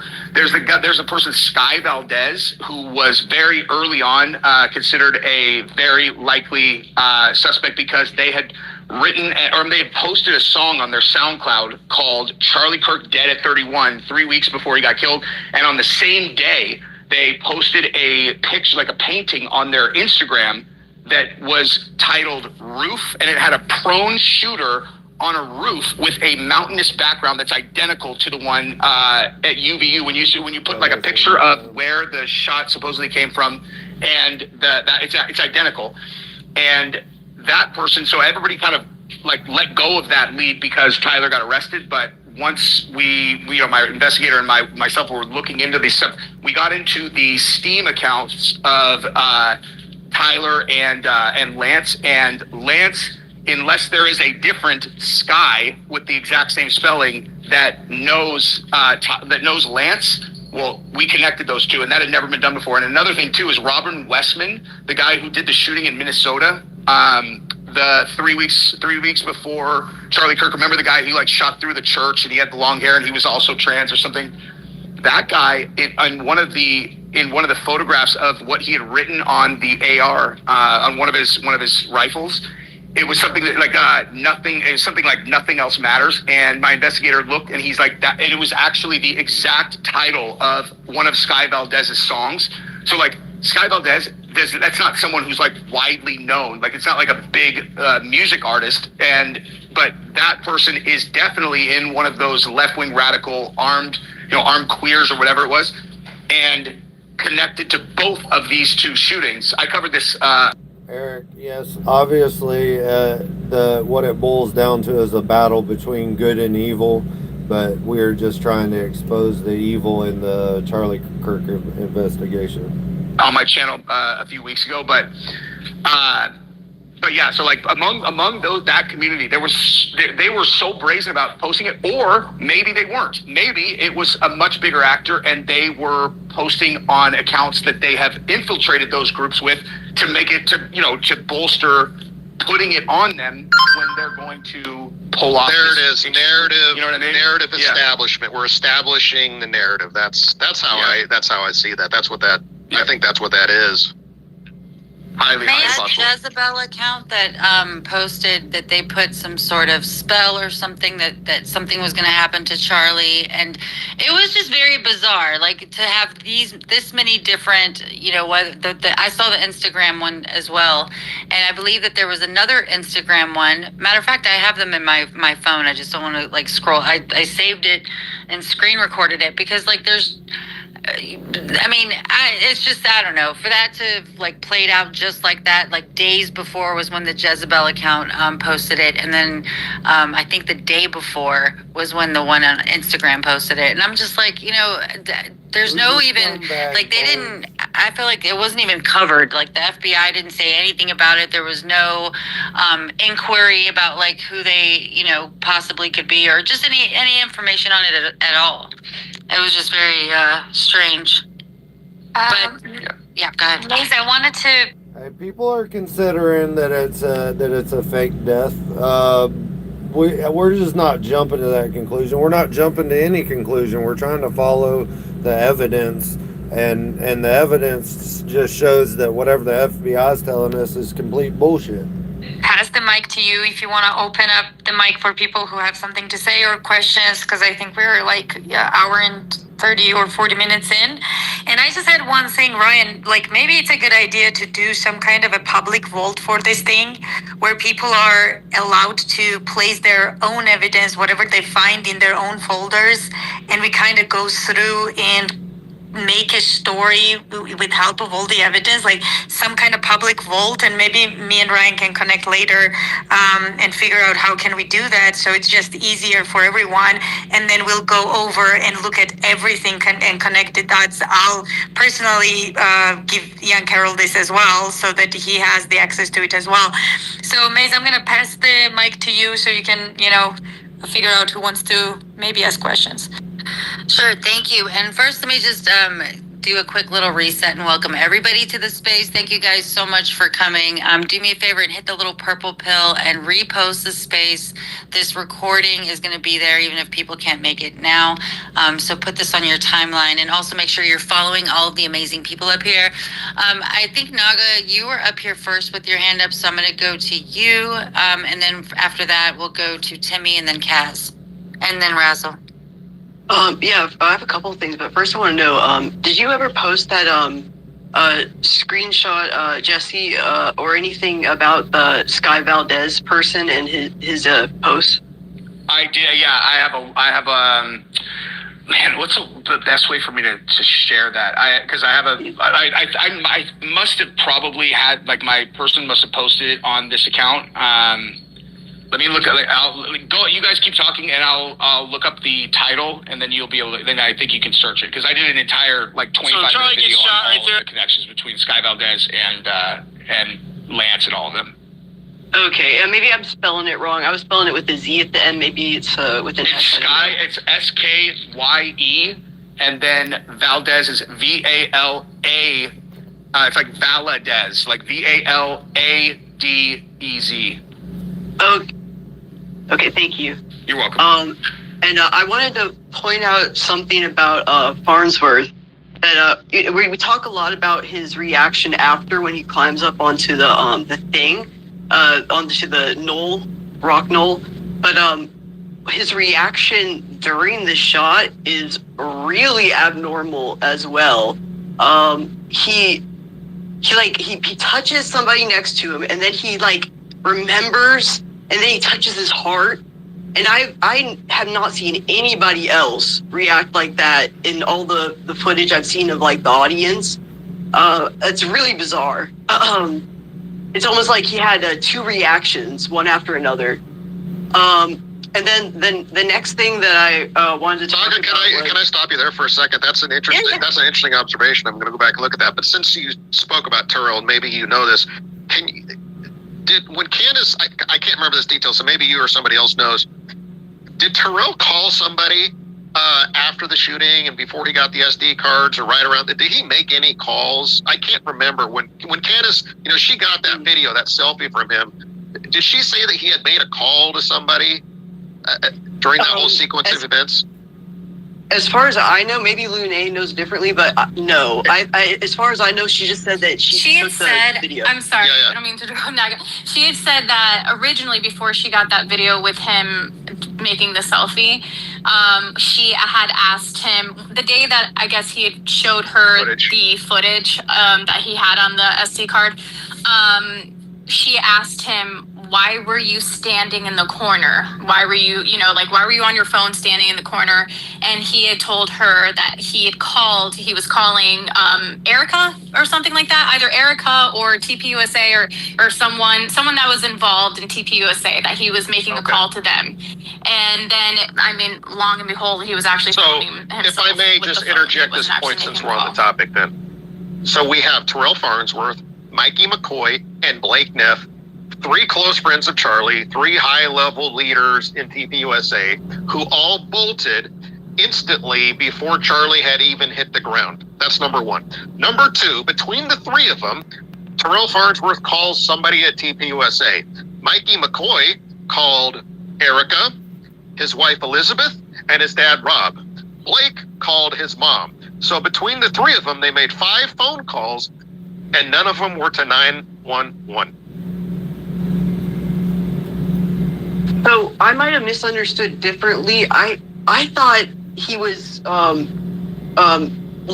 Like, I thought what we were supposed to surmise, because she didn't say it outright, but I thought he gave 2 stories. And whether it's, maybe it's true, maybe it's not. The point is, allegedly he made a call, but he didn't allegedly make any calls to 911. I guess that was my point. So if we're to believe their stories, between the 3 of them, they made 5 telephone calls in that first minute, and none of them were to 911. The 3 guys who were his close buddies, who were right there, none of them thought to hey, maybe I should call 911. Like, shouldn't that be the only reason why you're picking up the phone and putting it to your ear, because you just... Look, let's listen to that real quick. I'm gonna back it up. I don't know if y'all seen that. I'm sure y'all have, but let's listen to that. We can see you now. Yeah, so this wall's much of a pain in the ass. He climbed up right here and then threw that loose rock, and just so he could get this vantage point, right? It's make it make sense. And he does the weirdest selfie video. Oh, they shot Charlie. They just shot Charlie. They just shot Charlie. They just shot Charlie.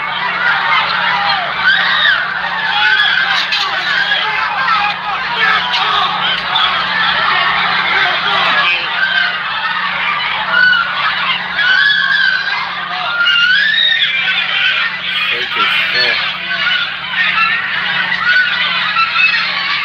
They just shot Charlie. Yeah, he is dead.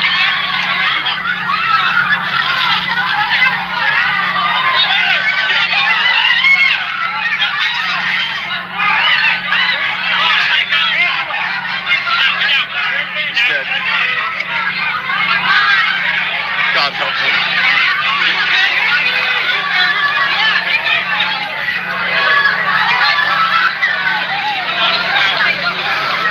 This bugs me the most about the whole fucking thing. You run out, you look over to your left, here's what you see.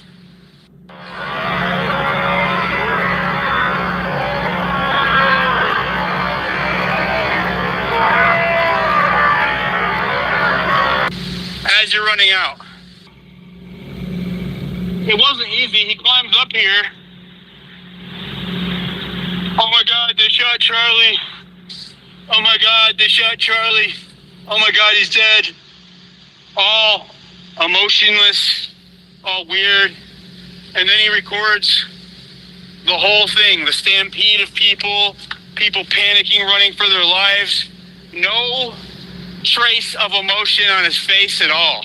That, for me, is like the biggest red flag of all, is that his staff, in the moments afterwards, acted with a preordained manner, right?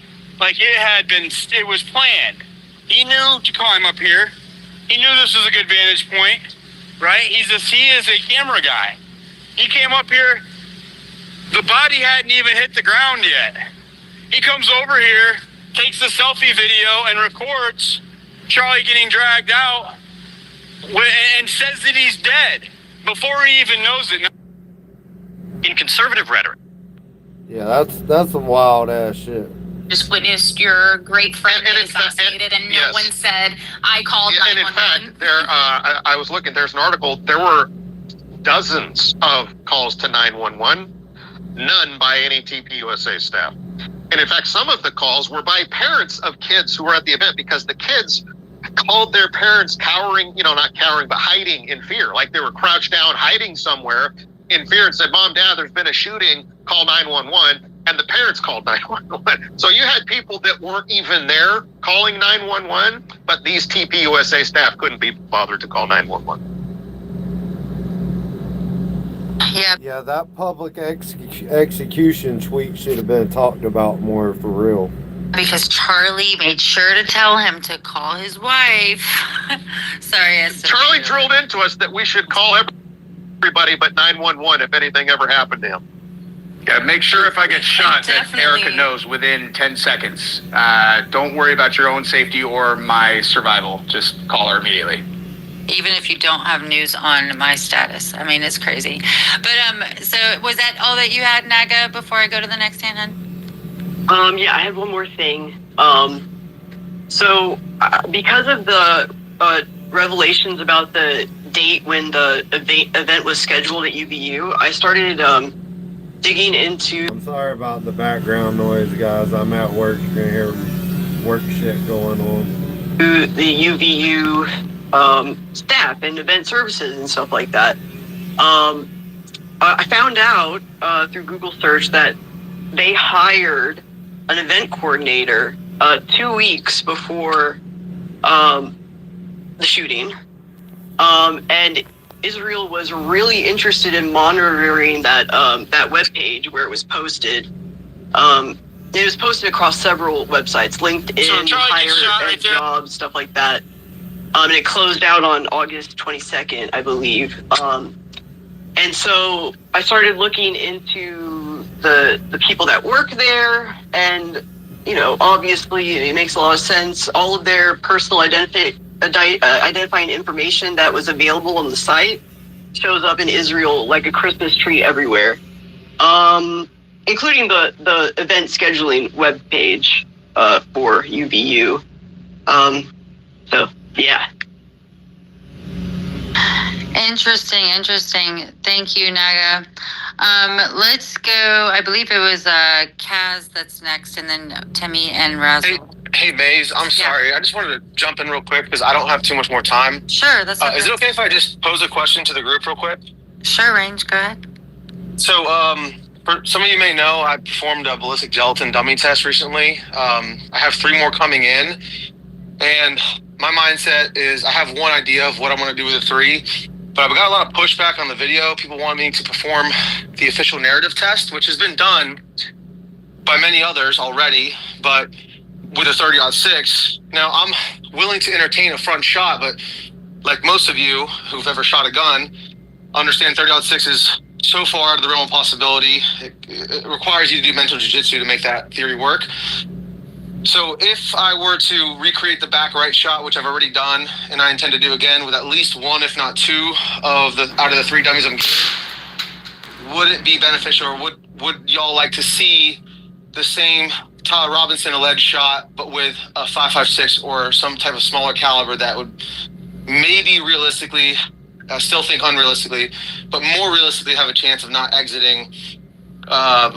Is that something that you would value with the shirt, with the cross, with the mic? I definitely would, Range Day. Like, I feel like we need something. We got to have some comparison, right? Something. I loved your back right shot. That's great data, but it's just like it's one data point. We have to have a control or something to compare it to. So I would think that you're thinking along the right lines, like some kind of ammunition from the front that's not going to leave, maybe not going to leave an exit wound, right? Like try to recreate something that could approximate what we saw. A possible shot, maybe from the Losi center angle or a Sorensen center angle, right? And I mean, like I said in my reply to you, I will test every angle that has that's realistic at all. If I had the means, like if I had the resources to do so. What's it going to take? What resources is it going to take? Put a number on it. Put a dollar figure. The ballistic dummy's like $3,200, like the real, like the ballistic dummy, like the real one. But hey, Ray, so, I had a question for you, dude. Like, have you do you pack your own brass ever? Like, do you ever where? So I myself don't reload, but I have tons and tons of friends who are like autistic level reloaders. Dude, maybe have a few of them, hack some loads that have like less powder like in them. Like an underpowdered 30-06? Yeah, like an underpowdered 30-06, and then with different like a frangible bullet or exactly different size rounds. So try to get shot right there in the middle. I mean, obviously, no one has ever said that there was a 30-06 round recovered either. They said there were bullet fragments. So, the only indication that we have that it's a 30-06 is because they supposedly recovered the rifle right there. Yeah. But, yeah, I mean, I feel like if you test those options, I mean, I feel like 30-06 is pretty well kind of disqualified as is. But maybe that's the only thing I could think of that would that's still potentially on the table. Yeah, I mean. Sorry, guys. Jesse, you and I have a lot of SEALs and Delta Force, in our friends list. Yep. So, Range, we might be able to help you with that. Thank you. Yeah, no, I would take accept any help. Throw your link up in the Nest, Range, so we can, if people want to contribute, throw you a couple bucks. We can do a fundraiser.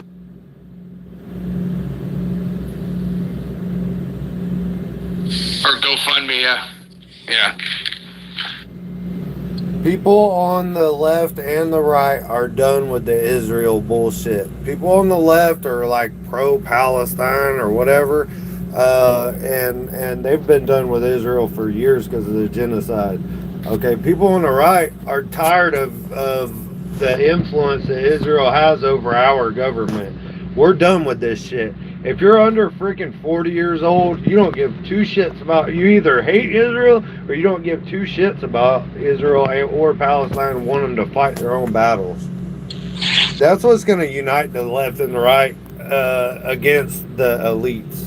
That's my opinion. I think left versus right is fake and gay, and we have to, it's us versus them. I mean, it doesn't matter what leaders we stick in there. They never give the people what they want. So America first, America only, American only. So.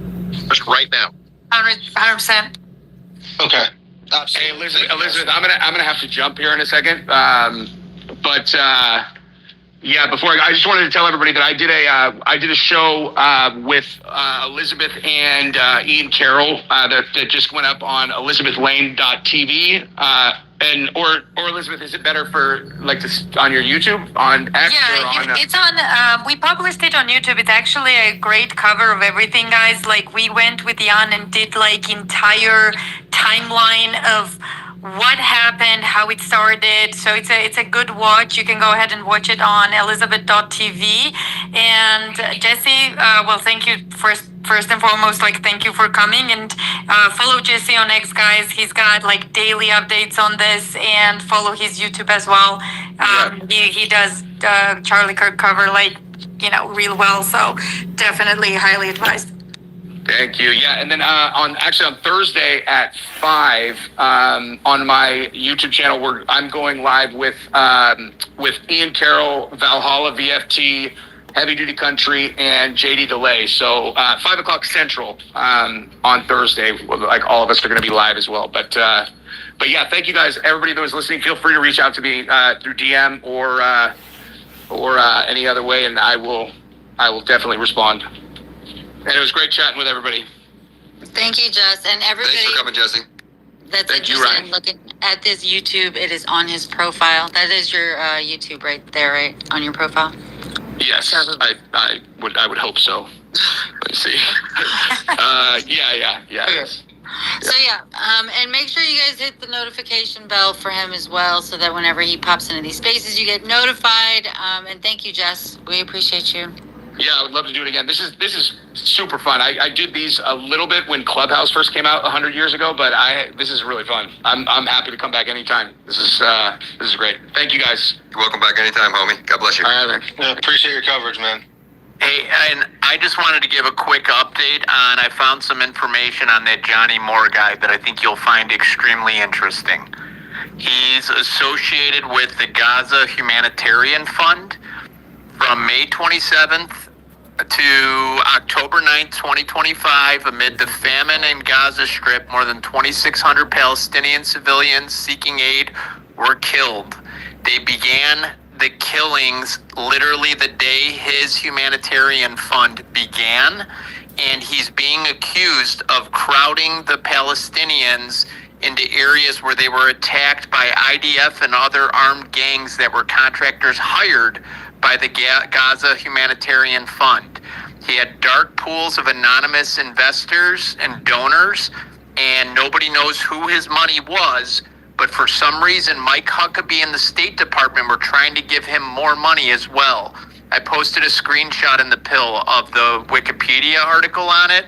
I wasn't expecting to pull that up on him. I was just expecting to pull like some shady money laundering, but he was the director for this, and several NGOs and charities are thinking that he needs to be brought. It's the American nonprofit Center for Constitutional Rights considers it possible that the GHF be legally liable for complicity in war crimes, crimes against humanity, and genocide against Palestinians. Hey Timmy, will you send me that post? I can't see my own pill right now. Will you shoot me a DM and send that to me? Yeah, we'll do. So I guess I must have missed how that was related. That's interesting. You said Johnny Moore, Timmy? Johnny Moore is the one that's connected to Andrew Kovold. Andrew Kovold worked at his organization called I fucking can't even say it. I forgot how to say it. Sam knows it. Kairos. The Kabbalah Fund or whatever, the Cairo Fund or something like that. Okay, I'm trying to bring Sarah up because I know she did a deep dive and an excellent article on, there she goes. Hi, Sarah. You did say it 90 minutes ago. I just saw your message in there. But did you want to comment on this before? Yeah, I've actually done extensive research on Johnny Moore. Johnny Moore's been in the Trump camp since the first administration. He's been on the board of the sort of a spiritual advisor board and involved with the Zionists. He is close with the Falwell family. And since the Falwell family are disgraced and can't be in the public eye, they use him as a conduit. Johnny Moore is very, very scary. He is a militant Christian Zionist. These are the type of people who go out there and pray over the identification machines and the weapons and everything. These are those kind of Zionists. He's also close friends with Paula White. So he graduated and taught and was, I think, an administrator. Don't quote me on the administrator part at Liberty University. You know who else went to Liberty University? Erica Kirk. Damn, that's where I got my degree from, y'all, is Liberty University. Shit. So, you know, Wait, say that again. Erica Kirk went where? With who? Liberty University. Erica Kirk attended classes at Liberty University, where owned by Jerry Falwell, administered by Johnny Moore. It's all just one big orgy of the same people. What year did Erica Kirk go there, and what year was Johnny Moore there? I'll see if there's overlap, but it's just the same groups of people. I'm not saying he touched base with Erica Kirk. She's making an ecosystem argument. Yeah, there's just a big network. I'll look into that though, Ryan. You're right to ask. I wasn't insinuating that they met, but Johnny Moore has connections to all of the shady, like, Christian Zionists, and they just started putting him front and center. He's very close with Bibi Netanyahu, and through him, the Gaza Humanitarian Foundation has become tightly linked with Israel and acts as a money laundering and sort of ethnic cleansing branch that's separate from the United States because this is a private entity. Don't forget, Donald Trump stopped funding to UNRWA at the request of Israel. That he talked about that during his statement at the Republican Jewish Congress this weekend. I highly recommend you guys listen to what these people said at the Republican Jewish Congress this weekend. There's clips all over the internet. But Donald Trump closed down UNRWA so Johnny Moore could do Gaza Humanitarian Foundation, so they could kill Gazans, but also do charity and launder money.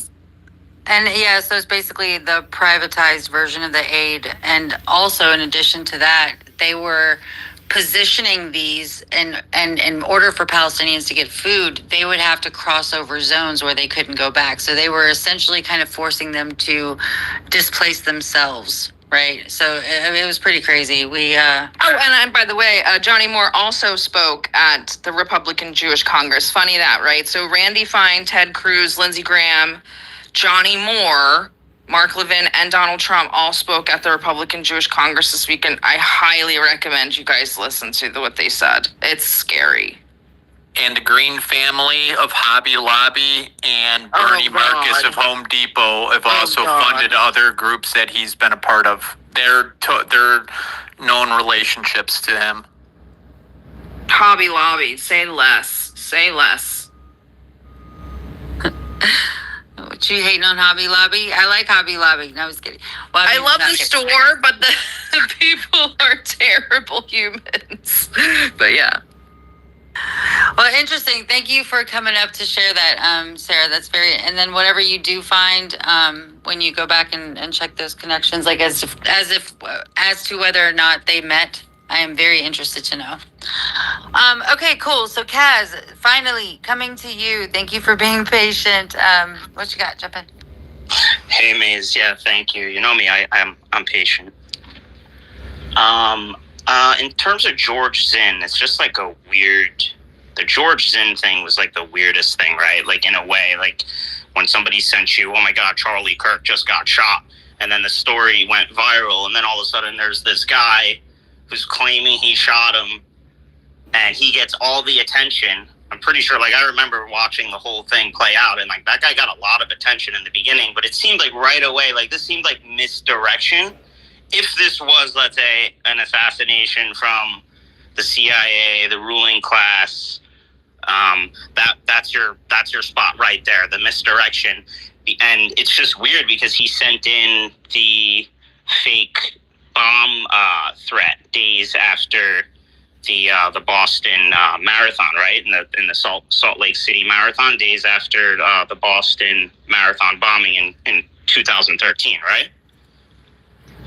Yeah, I do remember something about a connection to that, and I think he was the one that called in, or he did something specific that made him stand out. Yeah, there was a bunch of stuff that went viral at that moment. A lot of it was not true. Like Ian Carroll, I don't know. I don't watch him enough to know if he backtracked on it, but it wasn't true that this guy was there at 9/11 that day. It wasn't true that he was at the Boston Marathon. Hold on a second, Kaz. Before you're saying it's not true, you need to state what it is that he was saying, and like, I mean, and then also, I'm pretty sure that with Ian Carroll and all of his videos, he doesn't just like give lip service. He's usually presenting what it is that led him to that conclusion, and it's usually parsed out accurately. So not as a fact, but kind of more of a speculation. And he's always been like that. So I think it's important to.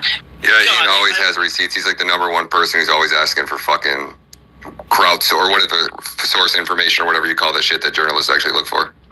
You guys remember, though, right, how there was it was a frenzy, as we can understand. It's going to be a frenzy when something like that happens, and there was, like, a lot of this information thrown out, and so you had people putting out the information. They're getting all the clicks at the moment. Oh, well, hey, this is so weird. He was there at 9/11 that day, and then it came out there was a video from him, that he was definitely not at 9/11 that day. But the Boston Marathon thing, like, that did happen days after the Boston Marathon bombing.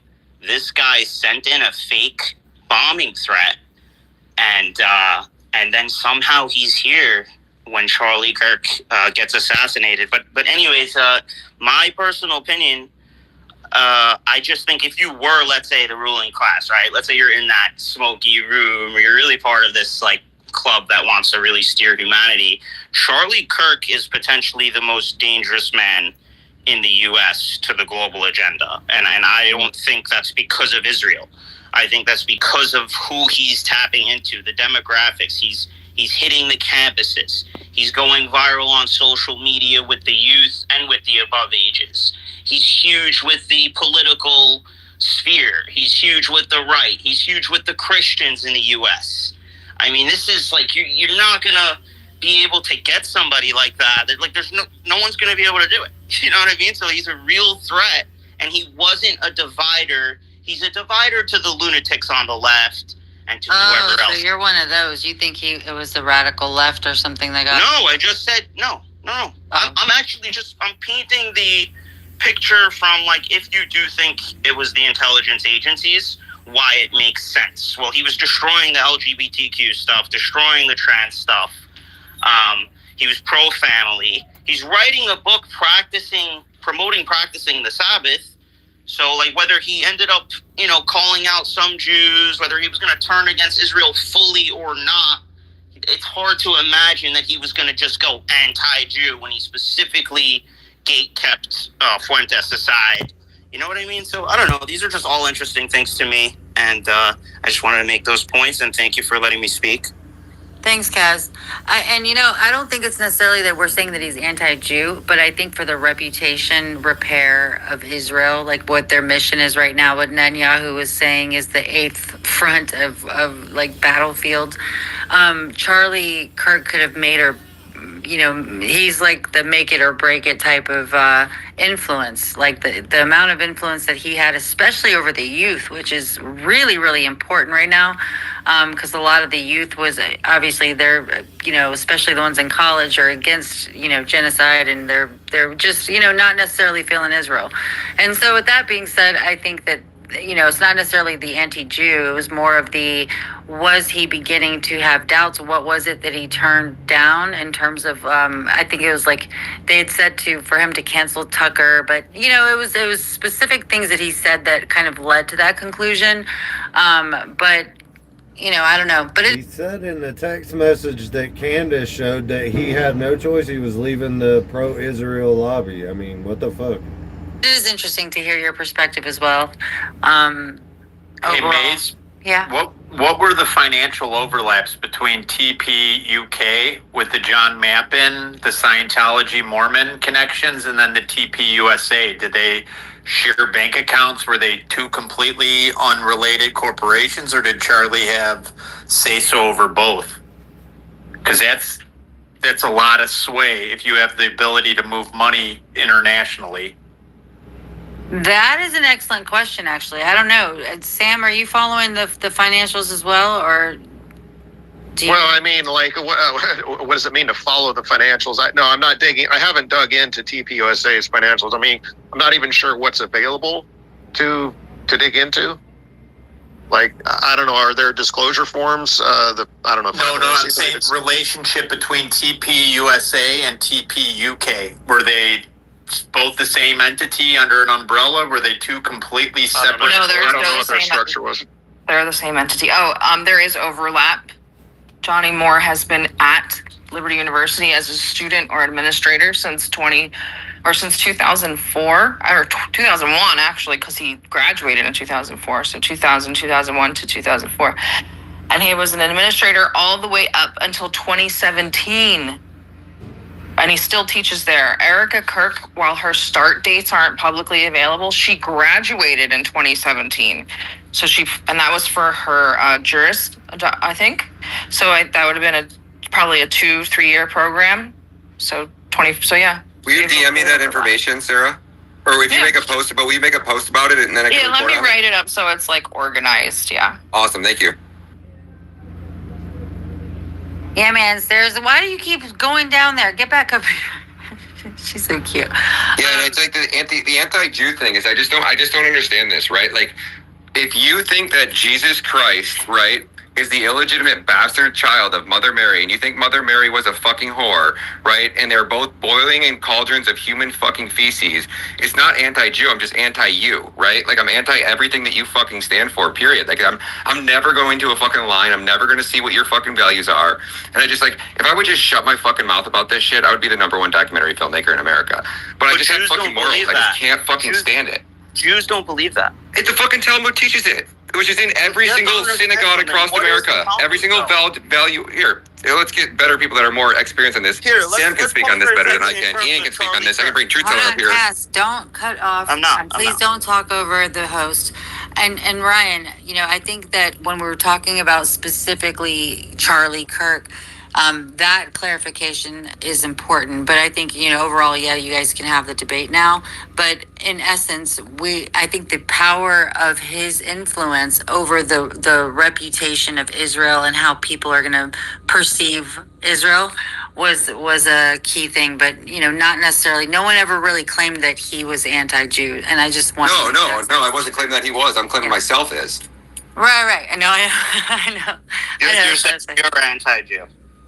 Absolutely, Ryan, can you 100,000 let fucking percent. If you think that fucking Mother Mary is a whore and Jesus Christ is boiling in a cauldron of human feces, I'm anti-you. Whatever that is, if that's true, then yes. Kaz, Do you speak what do Aramaic? Israelis? What do they believe? What do they believe? Do you speak Aramaic or Hebrew, Ryan? I just want to know any word. What do they believe, Kaz? People are different, right? That's like asking, what do black people Their believe? religion, the Judaist religion. What do they believe?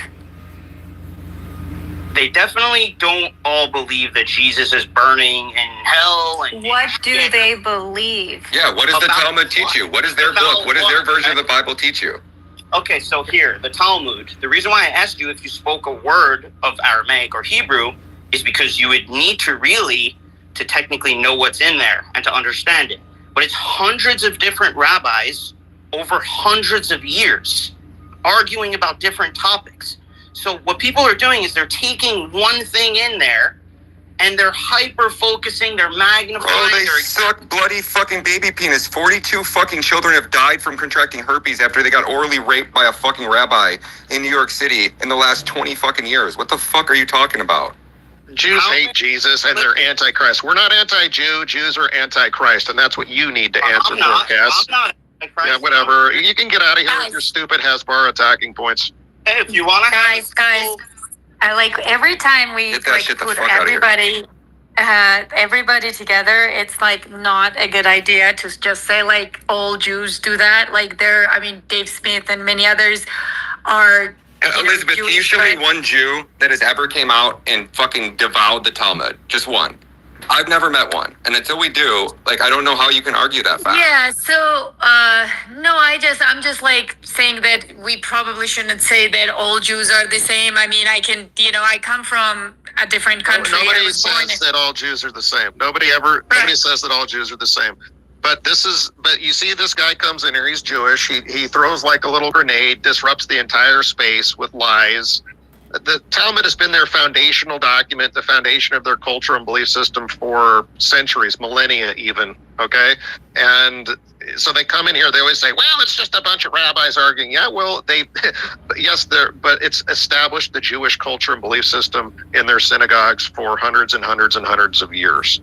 Yeah, majority, I would say yes, definitely. Like I said, I know Jewish people, a lot of them actually. I worked with a Jewish family, I still do, and I know that most of them don't even know what Talmud is, and they are Jewish. So yeah, I would say. Elizabeth, I gotta call bullshit on that. You work for a Jewish family and you're telling us that they don't even know what the Talmud is? No way. Yeah, for example, the person I work for is super spiritual. He doesn't even practice anything Jewish, but he's Jewish. So no. What do they believe about Jesus? He doesn't believe in Jesus either. So he's Jewish. This is a Jewish family. He was born in the U.S., but his family was born in Israel, and they moved. And when we met, he said, well, I'm spiritual. I don't really buy this religious bullshit. I don't buy this Talmud shit. I don't buy any of that. So, yeah, there are Jews, guys, fresh news. There are Jews that don't believe in this stuff. So that's why I would agree the majority. Well, then how are you a Jew then? That's like saying you're a Christian, you don't believe in Jesus. Wait, so it's like a Jew, Jew. Well, yeah, you could be. Well, here's the thing. Here's the thing, guys. I was a Christian, and there was a time when I lost my faith, right? So, we gotta have a gray zone here. We can't be radicals one way or another. And I'm not defending Jewish people. I can tell you the story that shocked me. Again, the same people that I hung out. When I'm tanned, I look Latina. I'm Caucasian. I'm actually from Caucasian Mountains, which is where the Caucasian comes from. So I'm white, Caucasian. But if I can tan enough because of my dark features, dark hair, you can pass me as a Latina, right? So I'll tell you a story. I'm hanging out with a lot of Jewish people in the same car, and they don't know me. They are friends of friends that I work with and so on. So we're sitting there, and I'm usually quiet. We're driving, and one of them starts talking about this Jewish white thing and America and all of that. And he lives in America, and he goes, I effing hate white people. And well, that woke me up. I was like, does this guy fucking know I'm white? I'm sitting here? It's just me and a bunch of Jewish people, okay? That's what's going on in the car. So yes, I have both examples. I have Jewish people that are fighting for Charlie and don't even ask about Talmud. And they're super spiritual. They don't even believe in God or something. They're more there's reincarnation and shit like that. And there are people who literally said in the car while I'm sitting there, I fucking hate white people. And I was like, oh, okay, I want to know more about this. What do you mean? And he goes well, American white people, they're just stupid. And he just goes on off rails with how America is so stupid. And much like Netanyahu said, it can be moved so easily. And, even in business, they don't understand. And this is why, we succeed, blah, blah, blah. So obviously that really upset me, and I just let him rant, right? For a good 20 minutes, I was like, keep saying that, bro. And at the end, I was like, do you understand that I'm white? It's August, I'm tanned, I look like Latina, I have an accent that no one can figure out where it's from. But I'm actually white, and that's very offensive. And he just goes super quiet. It's he didn't know what to say. And I'm like, I identify as an American, and I'm white, and I have a problem with you thinking that way. And this is we're all friends, right? In the same car. So yes, this shit happens, but as soon as we say all Jews are like that, when I have living examples of people that they are not, and they are the biggest fan of Tucker. I don't know if you know what I work for, but look it up, what we have and what content we push. We can't put every Jew in the same box. And so are you speaking of people who practice the Judaism? I just want to jump in here real quick and tell you all about my project, the Ethnic American Project. It's our project. It's mostly the General and Rush. This is the General at 1776 General _ we have a project called ethnicamerican.org, educating people on educating ethnic Americans on their history, their identity, and things that have been subverted from our history books by the Maxwell House, Ghislaine Maxwell's father, who owns the publishing for a lot of history books, right? This is what we do. We hold a space every weekday, 6 a.m. to 9 a.m. Eastern Standard Time in America. I have interrupted that, but that's just because I really wanted to hear this space. So here you go. Judaism, the religion, or people that look at they're a Jew as if that's their like race. Is that again? Sounds like that's what you're saying. Yeah, so Jewish people are also people, like, for example, I can tell you from my examples, right? So there are Jewish people that identify as Jewish. They have warm feelings with Israel, all right? But they don't quite believe entire religious bullshit. Those people exist, period. There are Christians out there who are not like Sunday church people. I'm not a Sunday church person, but I believe in Jesus Christ. Do I pray every time I eat? No. So does that make me a bad Christian? No. But I believe in some things. I, disregard other things. So those Jewish people exist too. Like, it's not that just black and white. So every time we go like Jew bashing or whatever, I would agree that there is something wrong. Not every religion is created equal, period. Okay? So I would agree with that. And majority does lean in weird ways. I agree with that too. But there's a huge percent of Jewish people that, again, I have examples of it myself, that are on the right side. So we can't just say like no one from this, like, Judaism, whatever, if they are super religious, are on the right side. It's just wrong. It's just wrong, And you can have your opinions, but I have living examples how it's wrong. And I can say, again, one of my best friends and the founder of the channel I worked for is Jewish. Spiritual Jew, not a practicing Talmud, whatever Jew, but he identifies as a Jewish person, respects Jewish, culture fully, has absolutely warm ties with Israel. And guess what? Every single time I come out and bash Netanyahu and completely destroy Israeli stand with America and so on, he calls me up and he's like, you know what? You are absolutely right. It hurts my effing feelings because I feel so powerful, like, for Israel, like I want to protect it, but I can't because there is no justification for it.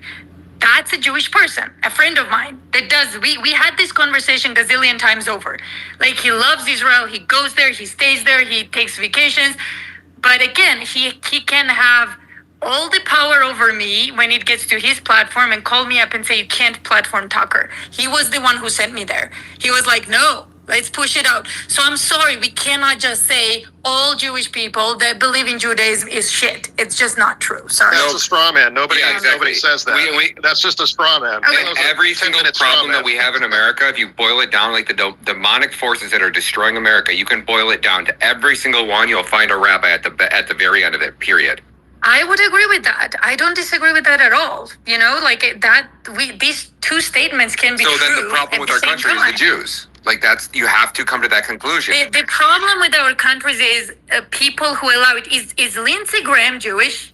I'm just asking a question. Is Lindsey Graham Jewish? What he's doing is allowing that. Yeah, exactly. Well, I'm sorry, Ryan, but no. I can go to freaking Russia right now and try to own Putin, and guess what? I'm gonna fail. I'm gonna fucking fail because that guy won't allow me to. So no, problem is that Jews, they can shut the fuck up when your white people. It's a Zionist. Yeah, well, Zionist is different. There are white Zionists. I would agree with that. There are white Zionists and there are Jewish Zionists, right? So no, you're the problem. And I talked about this with Tucker. We actually came to conclusion that when you allow other people to take power, you're the problem. Take single example. If I came to your life, Ryan, and I literally derailed your life because you allowed me to, is that my fault or yours? I'm a perpetrator. I'm trying to steal your shit, like take your credit, whatever. Why? The ADL has spent $1 billion to show that Jew is an ethnicity, and if you call them white, you're being anti-Semitic. So whoever just put that in the chat, you are misinformed. Why are you allowing this? When you have all the You're power, saying not that other people should be included in the accountability, like you're saying. absolutely. Lindsey Graham let's start with that. What about Joe Wilson? None of these people are we all Jewish. agree with that. I think we Yeah. agree with the ones that are, and it, like, so it would be, so with what Brian's saying is, so I believe that like there's about 90, if not maybe even 95% of Jewish people do agree with what's going on in Israel. There might be 5% that don't, and I think that those people, you know, definitely stand out. But I think that it's important to judge people by what they are supporting and what they're not. So that 5% that's kind of like, no, that shit's effed up. I understand that you're kind of sticking up for them, but other people deserve the accountability too in terms of the Christian Zionists and the. Absolutely agree with you. Like Lindsey Graham is the best example. Like what I've heard just now, like what this guy's doing is unbelievable, and he's doing it to his country. Like. Yeah, I don't give a fuck who calls me anti-Semitic or not. I honestly don't care. I'm a racist, bigot, homophobe, Islamophobe, whatever, all that shit. Nobody gives a shit about them dirty words no more. Or if you do, you're just retarded. Like it's Netanyahu has no power when you do not allow Jewish lobbying to pass, period. They have no power when you don't allow it. You allow it, then, you know, it's easy to point fingers. Oh, like big bad man came to my house and messed it up. Well, why did you not secure it, period? That's my stand. Thank you. Sarah, did you want to chime in really quickly? That on this topic, I'm really sorry, but I wanted. Oh, I was just going to say the last president that I believe was trying to force AIPAC to register as a foreign lobby was JFK. Someone could correct me if I'm wrong on that, but we all saw how his fate resulted. Yeah. So happened to Charlie when he tried to go against him too. How about MLK? How about RFK? So who was in charge of those investigations? Let's remember that Alan Dulles, Dean Acheson, all these people are white. They are not Jewish, okay? So again, like both narratives are right here. We have a perpetrator. Don't allow it. What was Alan Dulles? Alan Dulles was a white guy. He was not Jewish. He had no connection. He was not rabbi or anything. And the entire crew and Kennedy case I worked on for 6 years. Tell me anything. I know everything about Kennedy case. I can name the people on the ground. What about Bush Sr.? Was he Jewish? No, I think everybody agrees that. No, he was, but he was black. Right. But they were black. The Bush family was blackmailed by the Revom Shalom, the founder of the Mossad, since the 1940s. Israel spends billions of damn dollars indoctrinating the Southern Baptist. I know I was raised Southern Baptist and then Pentecostal and bounced back and forth around. I was definitely what you call an evangelical.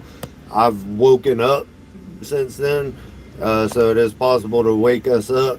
But they spent a lot of money indoctrinating our pastors to spread their Zionist message. So, I mean, it just is what it is. We've been subverted and infiltrated, and we got to get this shit out of our government and out of our society. This Zionism it's tearing America apart.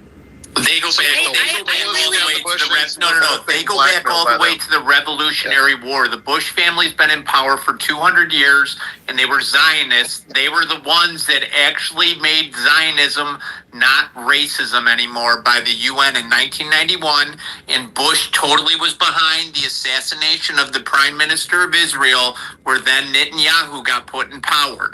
So the Zionist period, and that does tend to be. I'm not even a conservative anymore. I'm not a liberal or conservative or none of that shit. I'm an American supremacist. That's what I am. I mean, that's the only way that I can talk about it. American, not America only, American only. And I'm an American supremacist. I mean, that's just all there is to it. I don't care no more. Be Christian and Jewish, and they all do tend to kind of lead back to the same country, but the Zionist movement is the supremacy movement that's causing all the shit. But also, just to back up Brian a little bit, who caused every liberal movement in the U.S.? Yeah, who opened our borders? Who controlled our politicians? Who brought in the LGBTQ agenda? Not Zionist Jews, but. And just FYI, that's not to say that I believe that Americans are supreme to other people. I just think Americans need to be put first, okay? And just like I think that if you're a Mexican, you should be in Mexico, putting Mexico's their interests first, or if you're Israeli or Jew or whatever, you should be in Israel, putting Jewish issues first. I believe that Americans should do the exact same thing. Okay, that's what I'm talking about. By the way, so you just said they were Bolsheviks. These were open society, I couldn't agree left-wing, more, Bolshevik, Sam. You're right. anti-Zionist Jews. You're right. They hate white people. Zionist They mass tend to be- migration. And by the way, Americans are free white people of good character. I don't know if y'all know that. Y'all can go to ethnicamerican.org. Look, we got all the receipts, all the history there, everything from our founding documents. This is a lie that the Jews have perpetrated against us. Okay, everything's here. We got blogs and blogs and blogs of different of our history. Okay, this is all receipts on ethnicamerican.org. If you're an ethnic American, you want to educate yourself, go there. Gentrification was the private equity version of and then mass migration. The point is that it's not. There's this popular refrain that it's just Zionist. That's literally factually untrue. The Bolshevik Jews who fled the Russian Empire went to Argentina. Look, just because I think that Americans are white, okay, as an ethnicity, doesn't mean that all brown people got to go, all black people got to go. I think we can all work together. I just don't want brown and black people ruling over us in our country that was made for us. We don't have nowhere else to go, okay? We don't have somewhere else, some other country. I can't go back to Puerto Rico and be a Puerto Rican. I can't go to Mexico and be a Mexican. We can't do that. I can't go to Germany and be a German. I don't fucking speak German. I'm like half Scottish or whatever. That's not my ethnicity. My ethnicity is American. Great Britain, the UK, France, Germany, United States, and they founded communist parties everywhere they went. The American CPUSA was founded by Jews, and in the 1930s and 40s, 50% of its membership were Jews.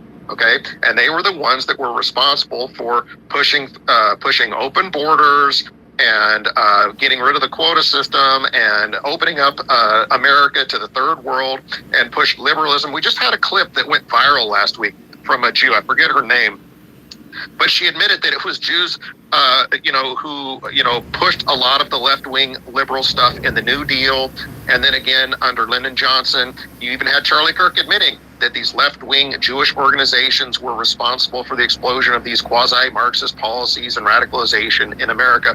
And many of these Jews were specifically not Zionists. They were anti-Zionist, Bolshevik, communist Jews. Jewish supremacy is a larger issue. American is absolutely 100% an ethnicity. Do your research, bro. We were an ethnic group before we declared our independence in 1776. That's why the crown wouldn't give us citizenship, because they said we were European mutts, right? And that was the reason for the revolution. If you go to ethnicamerican.org, you can read the freaking articles, bro. We got all the receipts there. Issue than just Zionism. That's why in 1920, Winston Churchill wrote his famous op-ed, Zionism versus Bolshevism, a struggle for the soul of the Jewish people, because you had competing movements within the system of Jewish supremacy, the system of worldwide Jewry and organized Jewry. Was it going to be Zionism? Was it going to be Bolshevism? And that struggle still exists today, although it has mostly been won by the Zionists, because, as Mays said, perhaps about 95% of world Jewry supports Israel in some capacity. So most of them have come to adopt Zionist viewpoints to one extent or another, but there is still this very strong Bolshevist, open society, left-wing streak endemic within the worldwide organized Jewish population. And it tends to be anti-white and atheist in character, non-believing in terms of the religion of Judaism, but they do identify as ethnic Jews, and they are Jewish supremacists, and it is another competing Jewish supremacist ideology because Jewish supremacy is a system, and it's above Israel, it's above Zionism, it's a larger issue. And for these 5% or 10% of Jews who aren't Zionists or who are against Netanyahu or against Israel, the vast majority of those anti-Zionist Jews are for open borders, multiculturalism. They're anti-white, they're anti-Christian for the most part. And yes, you can find a handful of exceptions to all these things, but it doesn't matter. They don't matter because they don't affect the overall system of Jewish supremacy. Why does our country continue to be controlled by them then? Because it's past the point of no return. It is fucking.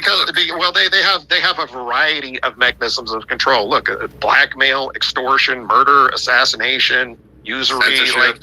So I think what Elizabeth was and saying. to the point, like, are they the only ones? Look at.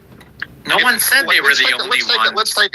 Let's take a company. You have a problem, woman. You seem a little bit rubbed the wrong way by the fact that I said Zionism, because Zionism also affects Scientology. It affects the Mormon Church. It affects the Judeo-Christian narratives as well.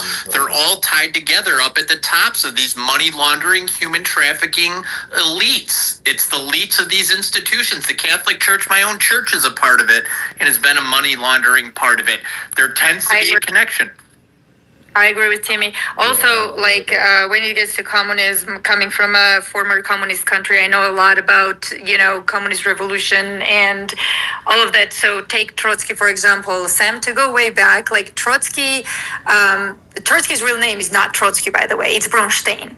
That's exactly. So Trotsky by itself, is a great case to investigate, because even with Lenin and Trotsky, and there were a ton of other Jews, the Jewish movement within the Georgian, Ukraine, part of Russia, because back in the day, Ukraine and Georgia was part of Russia as well. But if you really go back to where these people come from, very soon you'll discover that they are not really Jewish either. That's what's really interesting with Trotsky and Lenin and these people, because I don't know, there's this aspect of Ashkenazi Jews, which is a whole different thing that comes mostly from Ukraine area. So I feel like to just blatantly say that they are Jewish supremacists. Well, they claim to be Jews.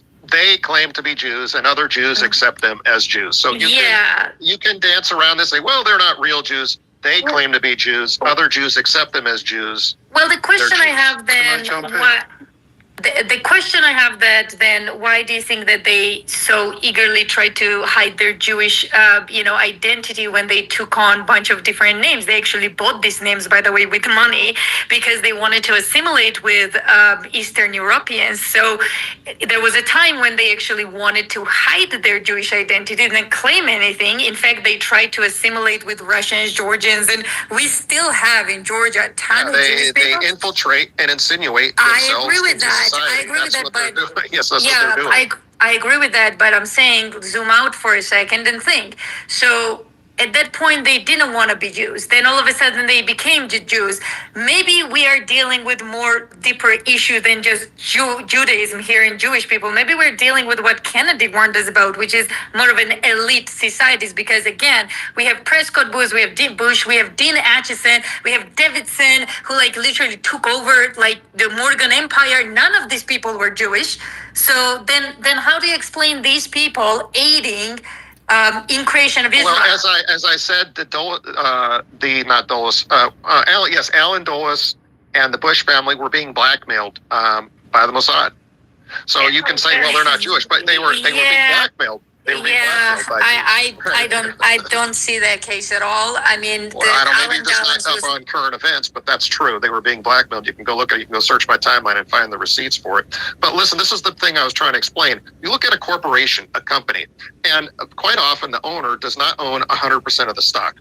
It can, they can have a majority shareholder that owns 50% or more of the stock. You can have what's called minority shareholder, which is usually defined as somebody who has at least 5% of the stock.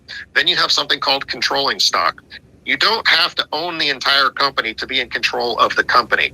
So yes, there are other owners, right? There are other people that are responsible, and we should absolutely shame these Gentiles who partner with them and parasitize this parasite class. The parasite class isn't just Jews, you're right. It's these other people, it's many other people, and we should shame them. we should shame them in, for betraying us to these dark forces, these dark powers, and these anti-Christian, anti-white, anti-civilizational forces. All right, we should absolutely. If y'all could do me a favor and hit the like button, subscribe to the channel, I appreciate it. Thank you. Absolutely shame that. But the point is who has the controlling interest? Who's the CEO of the parasite class? And it's Jewish supremacy. They're the CEO. Do they control 100% of the stock? No, but they control enough of it to where they tend to be, right now, the dominant force, the dominant shareholder.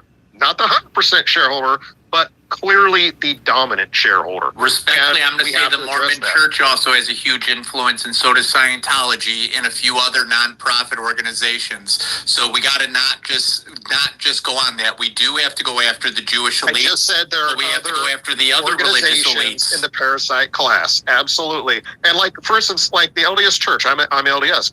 They donate money to HIAS. I hate that. I hate that they donate money to HIAS. The Hebrew Immigrant Aid Society that was helping traffic tens of thousands, hundreds of thousands of people from South America up into the United States and then settling them around the United States. That's what HIAS does. And the Mormon Church is one of the top donors of that. I hate that. It frustrates the hell out of me. Can I jump in? All right. Oh, yeah. Hi, Yeah, jump in, one Robbie. second. I just want to check in with Ryan really quickly and see which direction do we want to go, Ryan? Do we want to kind of allow this to flow? Do we want to pivot back on track? Yeah, Sam Parker is LDS, if y'all didn't know that. He's No, jump in. I got about another 15. Elizabeth's got to jump off right now, so we're going to say bye to Elizabeth, and then we can jump in. We can just go to some hands. We'll bring up whoever wants to come up and throw some hands. We'll jump around for about another half hour, and then we can jump off. Thank you guys. This was My plan to deal with them is just wake up the American people to the problem so that we can weed this out of our government. And I would be ecstatic if the Jews went to Israel and, Mexicans went to Mexico and so on and so forth. But, we'll see what happens. I think the way you defeat tyranny is by spreading the truth far and wide and speaking it without fear of repercussion. Speaking truth has always been dangerous. It has always been a thing that can lead you to be locked up or even killed, and that's what we have to do. We have to speak truth. We have to wake up our people. I want to work with everybody. I don't have any hate towards anybody, but I do have a special love for my white Americans and my ethnic Americans. Just like I think that Mexicans should have a special love for their Mexican people, and black people should have a special love for their black people, right? I think that that's good, and we all have to look out for our own people. And for people to say that white people can't do it too is racist and hateful. It was awesome as always. Thank you so much, guys. Thank you, Ryan. Before you go, Yeah. Nice meeting you. Before you go, Thank you. Elizabeth, all I wanted to say was I listened to everything you said, and I get what you're saying. And what I want you to understand is this: there is a circle of Jewish supremacy. It is the Larry Ellison. It is the whatever his name is, the guy who has changed 3 different presidents of universities. These people give universities endowments of $50 million, $150 million. When you turn around and say, why don't you take control of your country? Well, they can't take control of their country because the deep state is made up of the CIA. It's made up of people that are working with Mossad. Gisela Angleton, for instance, was the person that was working with Israel. And he was directly working with Israel. He's the one that delivered the nuclear fission materials that they needed to make their nuclear bomb. That was the CIA that helped them do that. That's a combination of Mossad, CIA, and Jewish supremacists, as Sam has been saying. And they are, at the moment, they literally have a stranglehold on absolutely everything. It's very hard. God bless all of you in the chat. I really appreciate y'all being here and hearing this conversation. I realize that it can be offensive to talk about such things, but Americans got to man the fuck up and start talking about real issues and speaking about them unabashedly. and that's what I'm about on my streams, on my channels, and part of the Ethnic American Project. That's why we don't give a crap. You can call us racist, white supremacist, bigot, whatever. All the names that y'all like to throw out there, people like to throw out there when white people stand up for themselves. But I mean, we don't care anymore. We don't give two shits. We're gonna stand up for our people, and we're gonna talk about the hard issues, and we don't care what nobody thinks. To take your country back. The only way the American people can take their country back is do what Britain did to the Russians. What did they do to the Russians? They turned around and to the oligarchs and whatever else. They just said, all the assets you've got over here are now frozen. You can't do anything with them because we look at you as the enemies of the state. It's a matter of the people. Yeah, I'm sorry. I would disagree with that. The only enemy here is British Empire. You know, what they're doing with Russian assets is stealing. Let's start from here. But British Empire is like cannot be justified. Let's start there. And very quickly. The British Empire today is America. America right now is the British Empire. Yeah. All you're looking at is the same Anglo-Saxon people that were in Britain that have moved to America, and they are the ones that are doing it. And this, when I say Anglo-Saxon, they're not actually Anglo-Saxon anymore. They have been taken over. And if you look at the three biggest organizations in the world, which is BlackRock, Vanguard, State Street, all of those are owned massively by the Jewish supremacist class, and as Sam has said, an elite basically. That is where all the money is, and it's the money that's deciding. But you know what the difference between China and America is? Politics always is over money. In America at the moment, money is over politics. America, whatever, I mean, you look at the billionaire class now, you've got the world's richest man doing one AI, you got another richest man doing AI. I just want to point out this is some brown guy telling from some other place telling Americans who they are and all this shit. I hate this crap. They are consuming and taking up all the resources, and these people are not going to give them up. The only way they're going to be able to be given up is to take it off them. It involves people getting together and go. When non-Americans tell people what Americans are, that's racist shit. You're talking about I'm being racist or whatever, but you coming and appropriating our people, our culture, our shit, saying you're one of us and shit. That's crap. Going for office and turn around and saying, you know what? I'm not saying he's wrong about everything, but I'm just saying this shit's crazy. The law is changing. We're going to institute a new law. We're going to call it, Sam Parker's law, where you're not allowed to basically do these things against the will and of America. This is what exactly. America stands. Exactly. That's what I said. I never said it was easy. I said we have to stop allowing this period, and we can do it. It's not as hard. I agree with that, by the way. A president that promised to put America first. He's not doing that for whatever reason. But again, I never said it would be easy. I never said it would be easy. Another thing about... Is it because he's subservient to Jews, Elizabeth? 100% he is subservient with to Trump, the Israelis. With Trump, absolutely. Trump is probably the biggest Zionist president that the U.S. ever had. Even Joe Biden. Would the alternative have been a woman who's literally married to a Jew and wanted to elect a vice president as a Jew? There'll be no difference, mate. None. It's exactly the same thing. You guys in America... Elizabeth, am I wrong on that?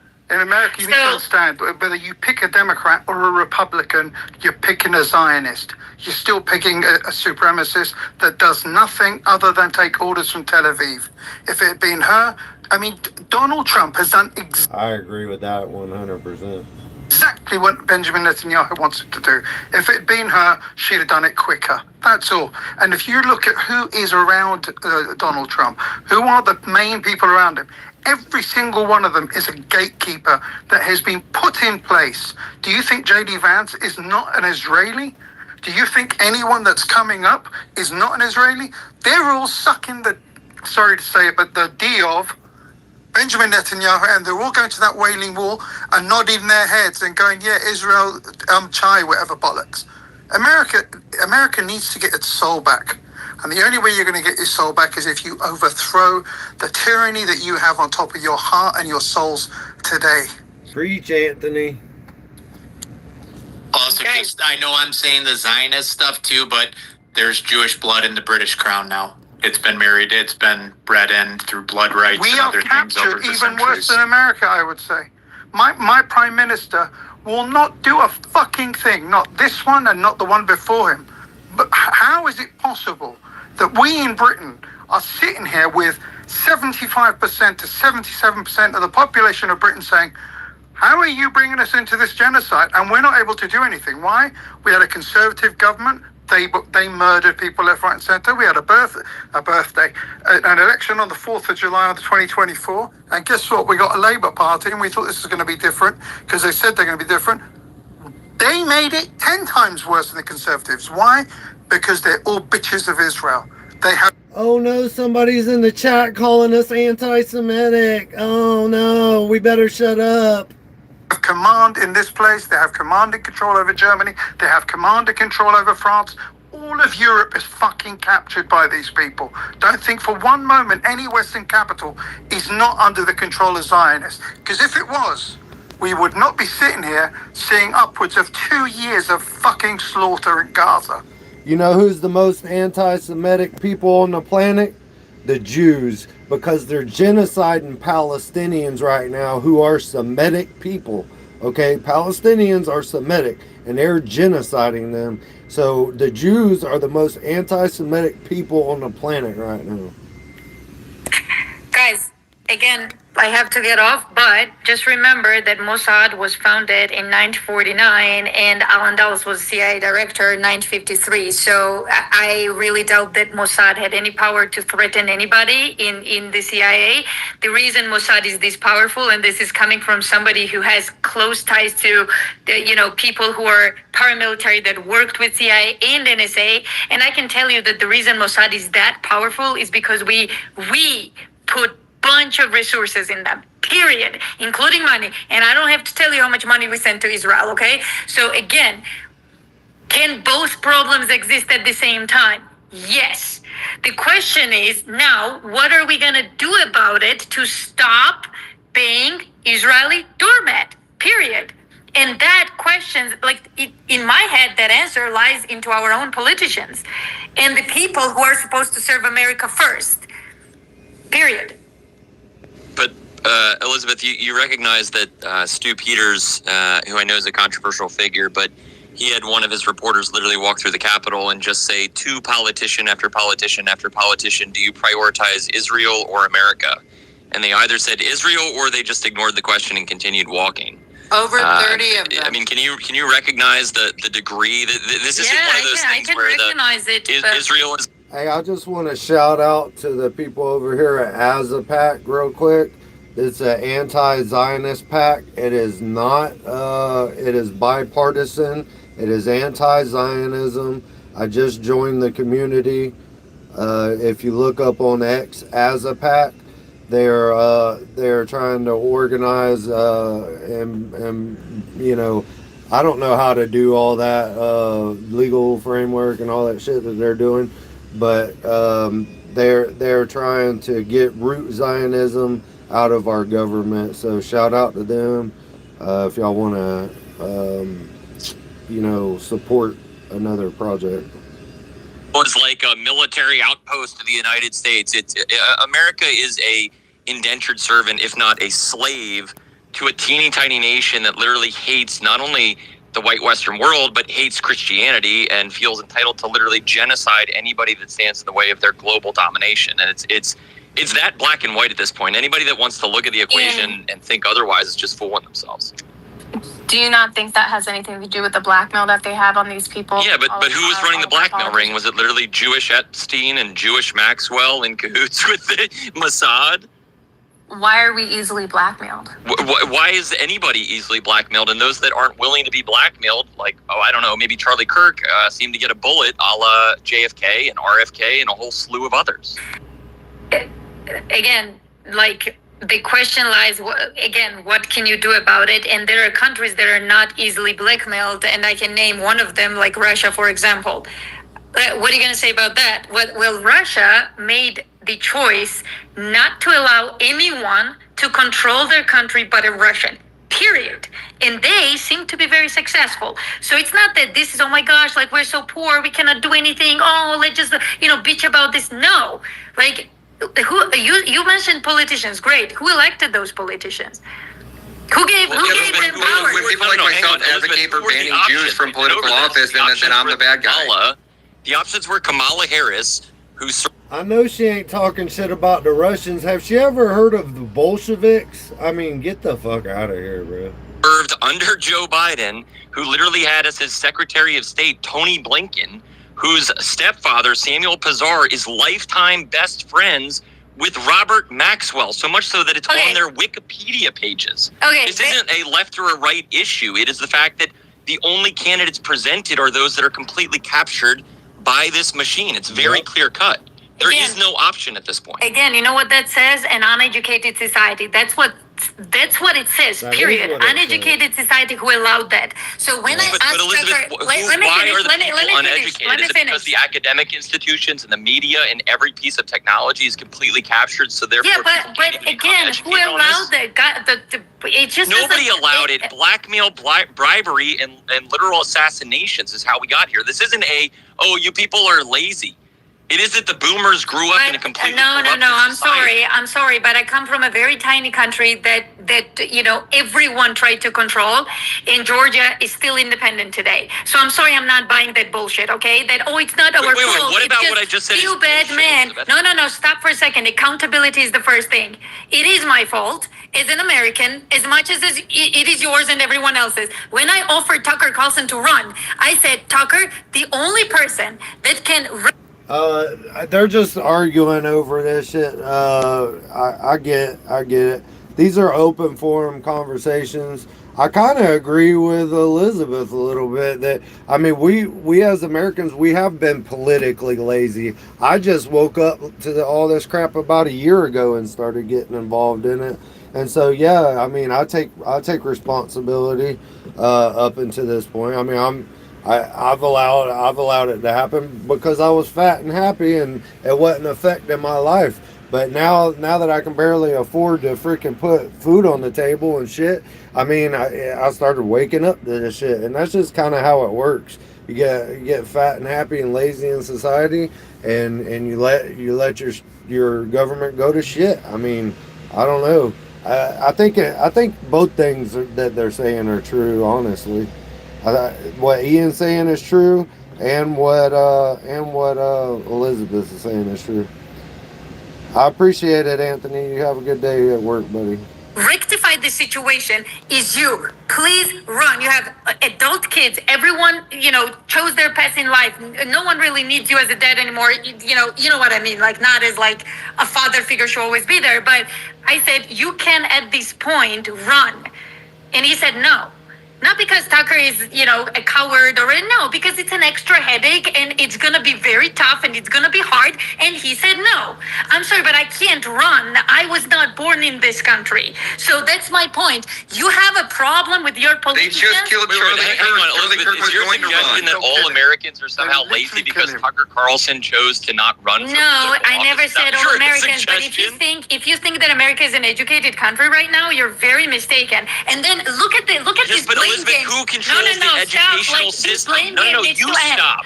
Because the academic institutions are completely compromised. So what are you talking about? So here's the thing. How is that you have a problem of uneducated nation? How is that? Like, because the educational system and the media and the technology, we literally had McGraw-Hill providing all the textbooks. Do you know who owned that? It was Robert Maxwell, Elizabeth. Okay, so you're talking about something that we all know. That's not what I'm asking. I'm asking a simple question. So we then, therefore, should all know that people are completely compromised because that system is compromised, Elizabeth. Yes, so you blame the woman that is raped by the psychopathic rapist who, by the way, statistically might be Jewish? Okay, so again, are you going to listen, or are you going to you're blaming I'm not going to listen to you literally harass everyone that's listening to this audience. I'm not harassing everybody. I'm asking a question. So let's say take a family. of a psychopathic mother, okay? So psychopathic mother has 2 kids and raises them in whatever way she wants to. But the family is free to go out, interact with other people, read, ask a teacher of some sort, like questions, whatever. So they have an out to get out of the hold of the mother.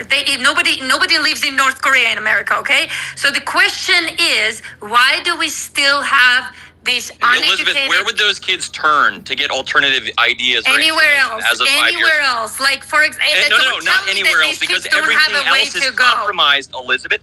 Would they turn to the television, to Hollywood, to Facebook, to Google, to YouTube, to McGraw-Hill, to the Ivy League educations, maybe to Ben Shapiro and the Daily Wire? Where would they look, Elizabeth? Oh, I see. So you're saying everything is hell, just give up, poor people. They just say you guys... No, not poor people. That's why we're holding this space, but I'm not going to let you gaslight the audience that's actually coming here to get educated and informed on this information. Don't speak for the audience, please. Let them speak for themselves. That's one. No, it's just ridiculous. You might as well go and say, oh, those Palestinians, they're not, they might be aware, but they're obviously not taking any kind of steps to oppose the Israelis who are genociding all of them in Gaza. They are fighting every day, so don't say stupid bullshit Yes, like they that. are, but they're still dying. Is it their fault, or is it the Israelis' fault for bombing them, Elizabeth? I have a very good answer for that. They had an option. Yes, I do. Do you remember Arafat? Do you remember who Arafat was? Do you remember when? You probably don't, but let me educate you on that too. Oh, you haven't educated me on much of anything thus far, but go for it. Okay, so they had a choice to make peace with Israel with Rabin and Arafat. That went to shit. Let's start from here, and don't bring. Is that because Israel broke their ceasefire, or bombed people, or killed people, or did anything else dishonest? Okay, you know what? Like, we're not going to. No. Answer the question. Did they, Elizabeth?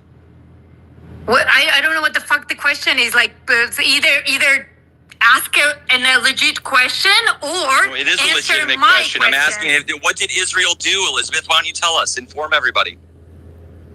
Okay, again, what did Israel do when? Ask a question. You're going back to Arafat. Continue onwards. Yes. This is going to be a lot of fun. So what happened is Arafat and Rabin both were pro-choice leaders. They wanted to make peace somehow. But guess what happened to Rabin? He got shot in the fucking head. You know who did that? By who? You know who did that? Oh, it was not Israel who did that. It was the CIA who did that. It was not Israel. Oh, the CIA. At whose directive, Elizabeth? Like, even his lawyer said that it was American intelligence. At whose directive, Elizabeth? So you tell me, if you are so educated in something that you never investigated, why don't you tell us who exactly ordered Rabin's death? You seem to know a lot. Why don't you tell me who was that guy? No, Elizabeth, I don't need to know a lot. What I do need to know is about the historical status. We want to go back to JFK and RFK and who was behind those assassinations. I'm not going to get into Was it CIA, Elizabeth? Yes, it was. Was it the CIA behind JFK's death? Is that who did? Was it the CIA behind 9/11? If you think that CIA was not behind JFK's death, then I've got nothing to talk to you about. It was. Oh, really? Was it also the CIA that was behind John Wilkes Booth's death? Is that right?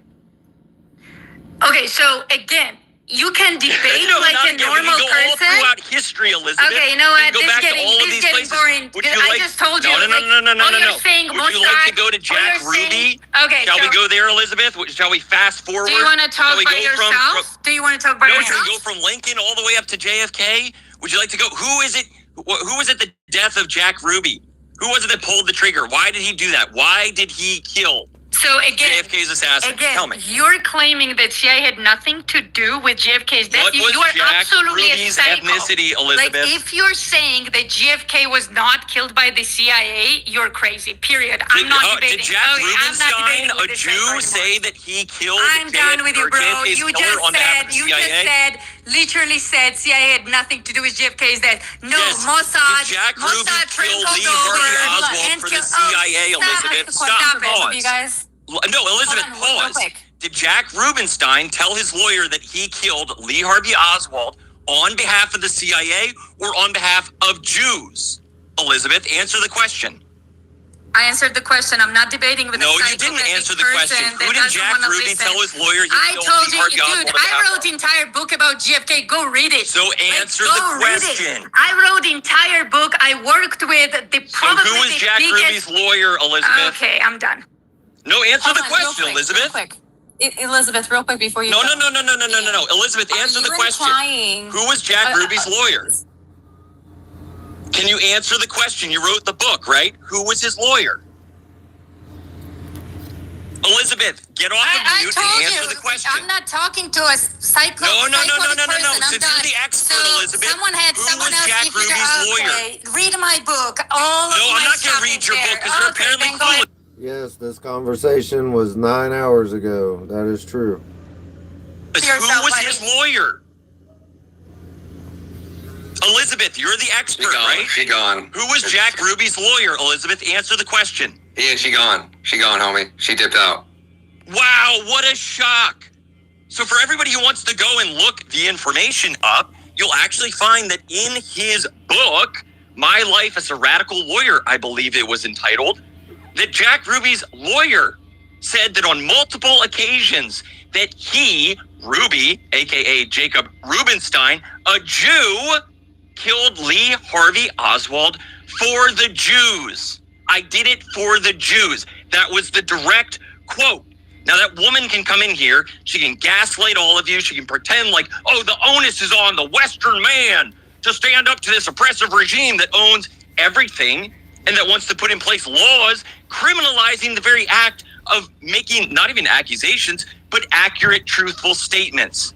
Yeah, That's what they want to do. Can I just point out that she literally admits to working for Jews? This is how they operate. She's literally what she was pretending to criticize. Why do the Gentiles give it to the Jews? Oh, you mean you, the Gentile, who literally works for Jews and is gatekeeping anti-Jewish rhetoric?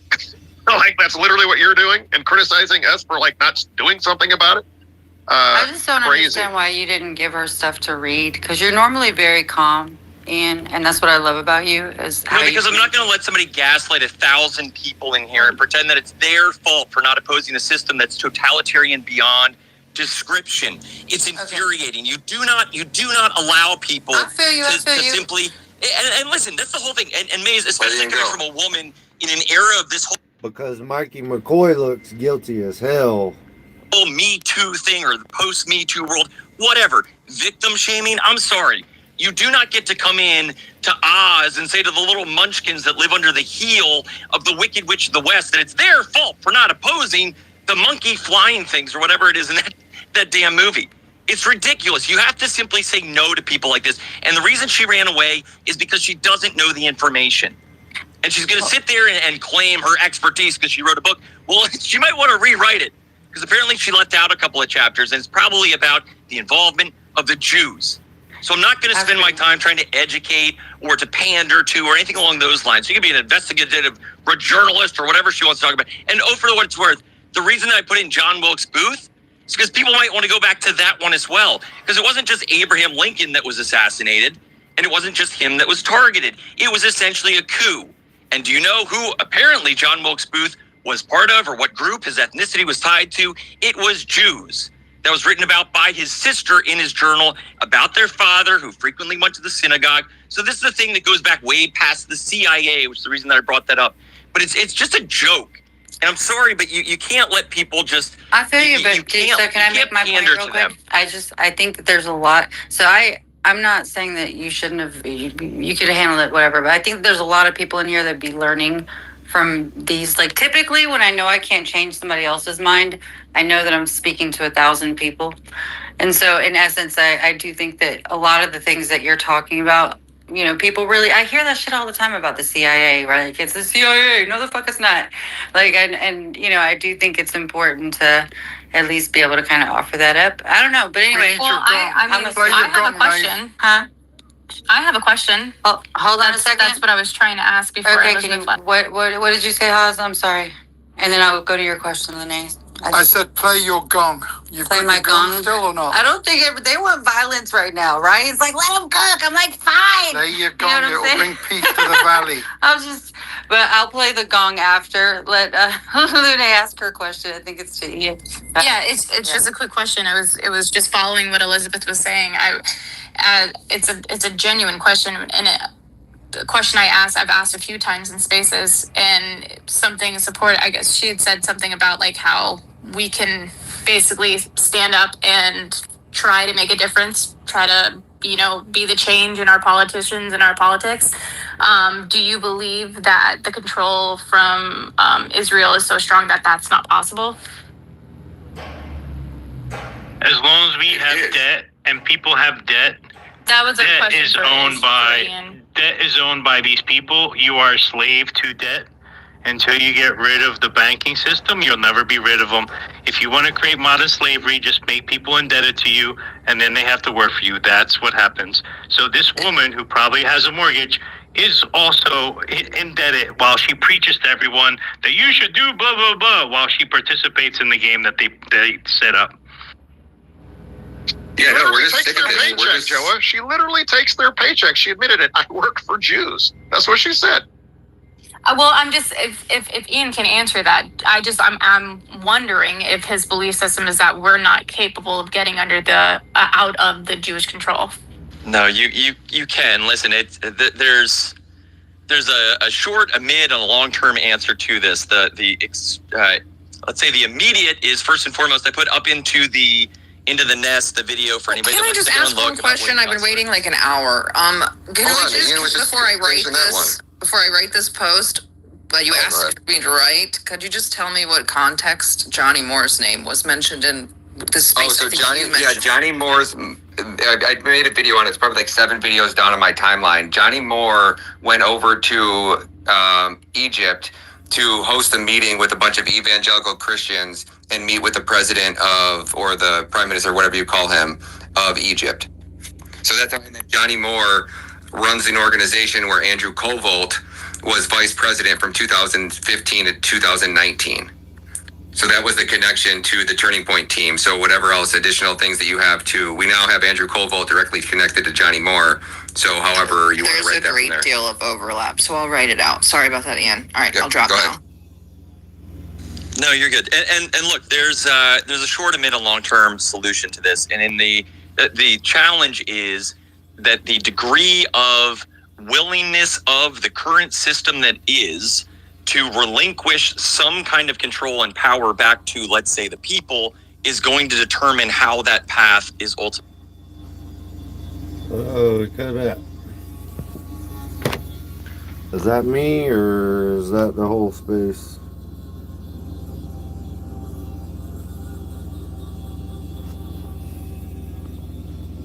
Oh shit. I think it's me. Alright, what are we at? We're at, damn, stop typing. I can't see the time. 2 hours, 53 minutes, and 37 seconds. 2:53:37. 2:53:37. Actually, you know what? We listened to enough of that. If you want to go finish that up, that was at 2 hours and 53 minutes and 37 seconds. This is where you can find it at on Ryan Matta's profile. I want to jump over into the general space and see what the hell he's up to. This is my normal morning show, so I'm going to jump over here.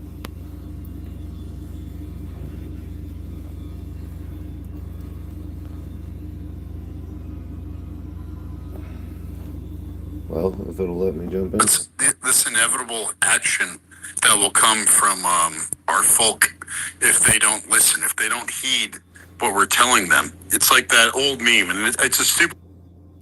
Oh, Lord, it's going to be gay. Alright, so I'm just going to close out the stream. I appreciate y'all joining me. If you want to support, go to the General, follow him at 1776 General _ He runs the Ethnic American broadcast weekdays, Monday through Friday, 6 a.m. to 9 a.m. Eastern Standard Time. This is the Ethnic American Project. This is our trying to wake up our people and educate Americans on their history, because we really don't know our history. It's been subverted from us. And so we write blogs and everything. We got all the information, all the receipts for the Ethnic American Project right there. I really appreciate y'all joining me. Please like and subscribe. And y'all have a very good day. I hope everybody learned something.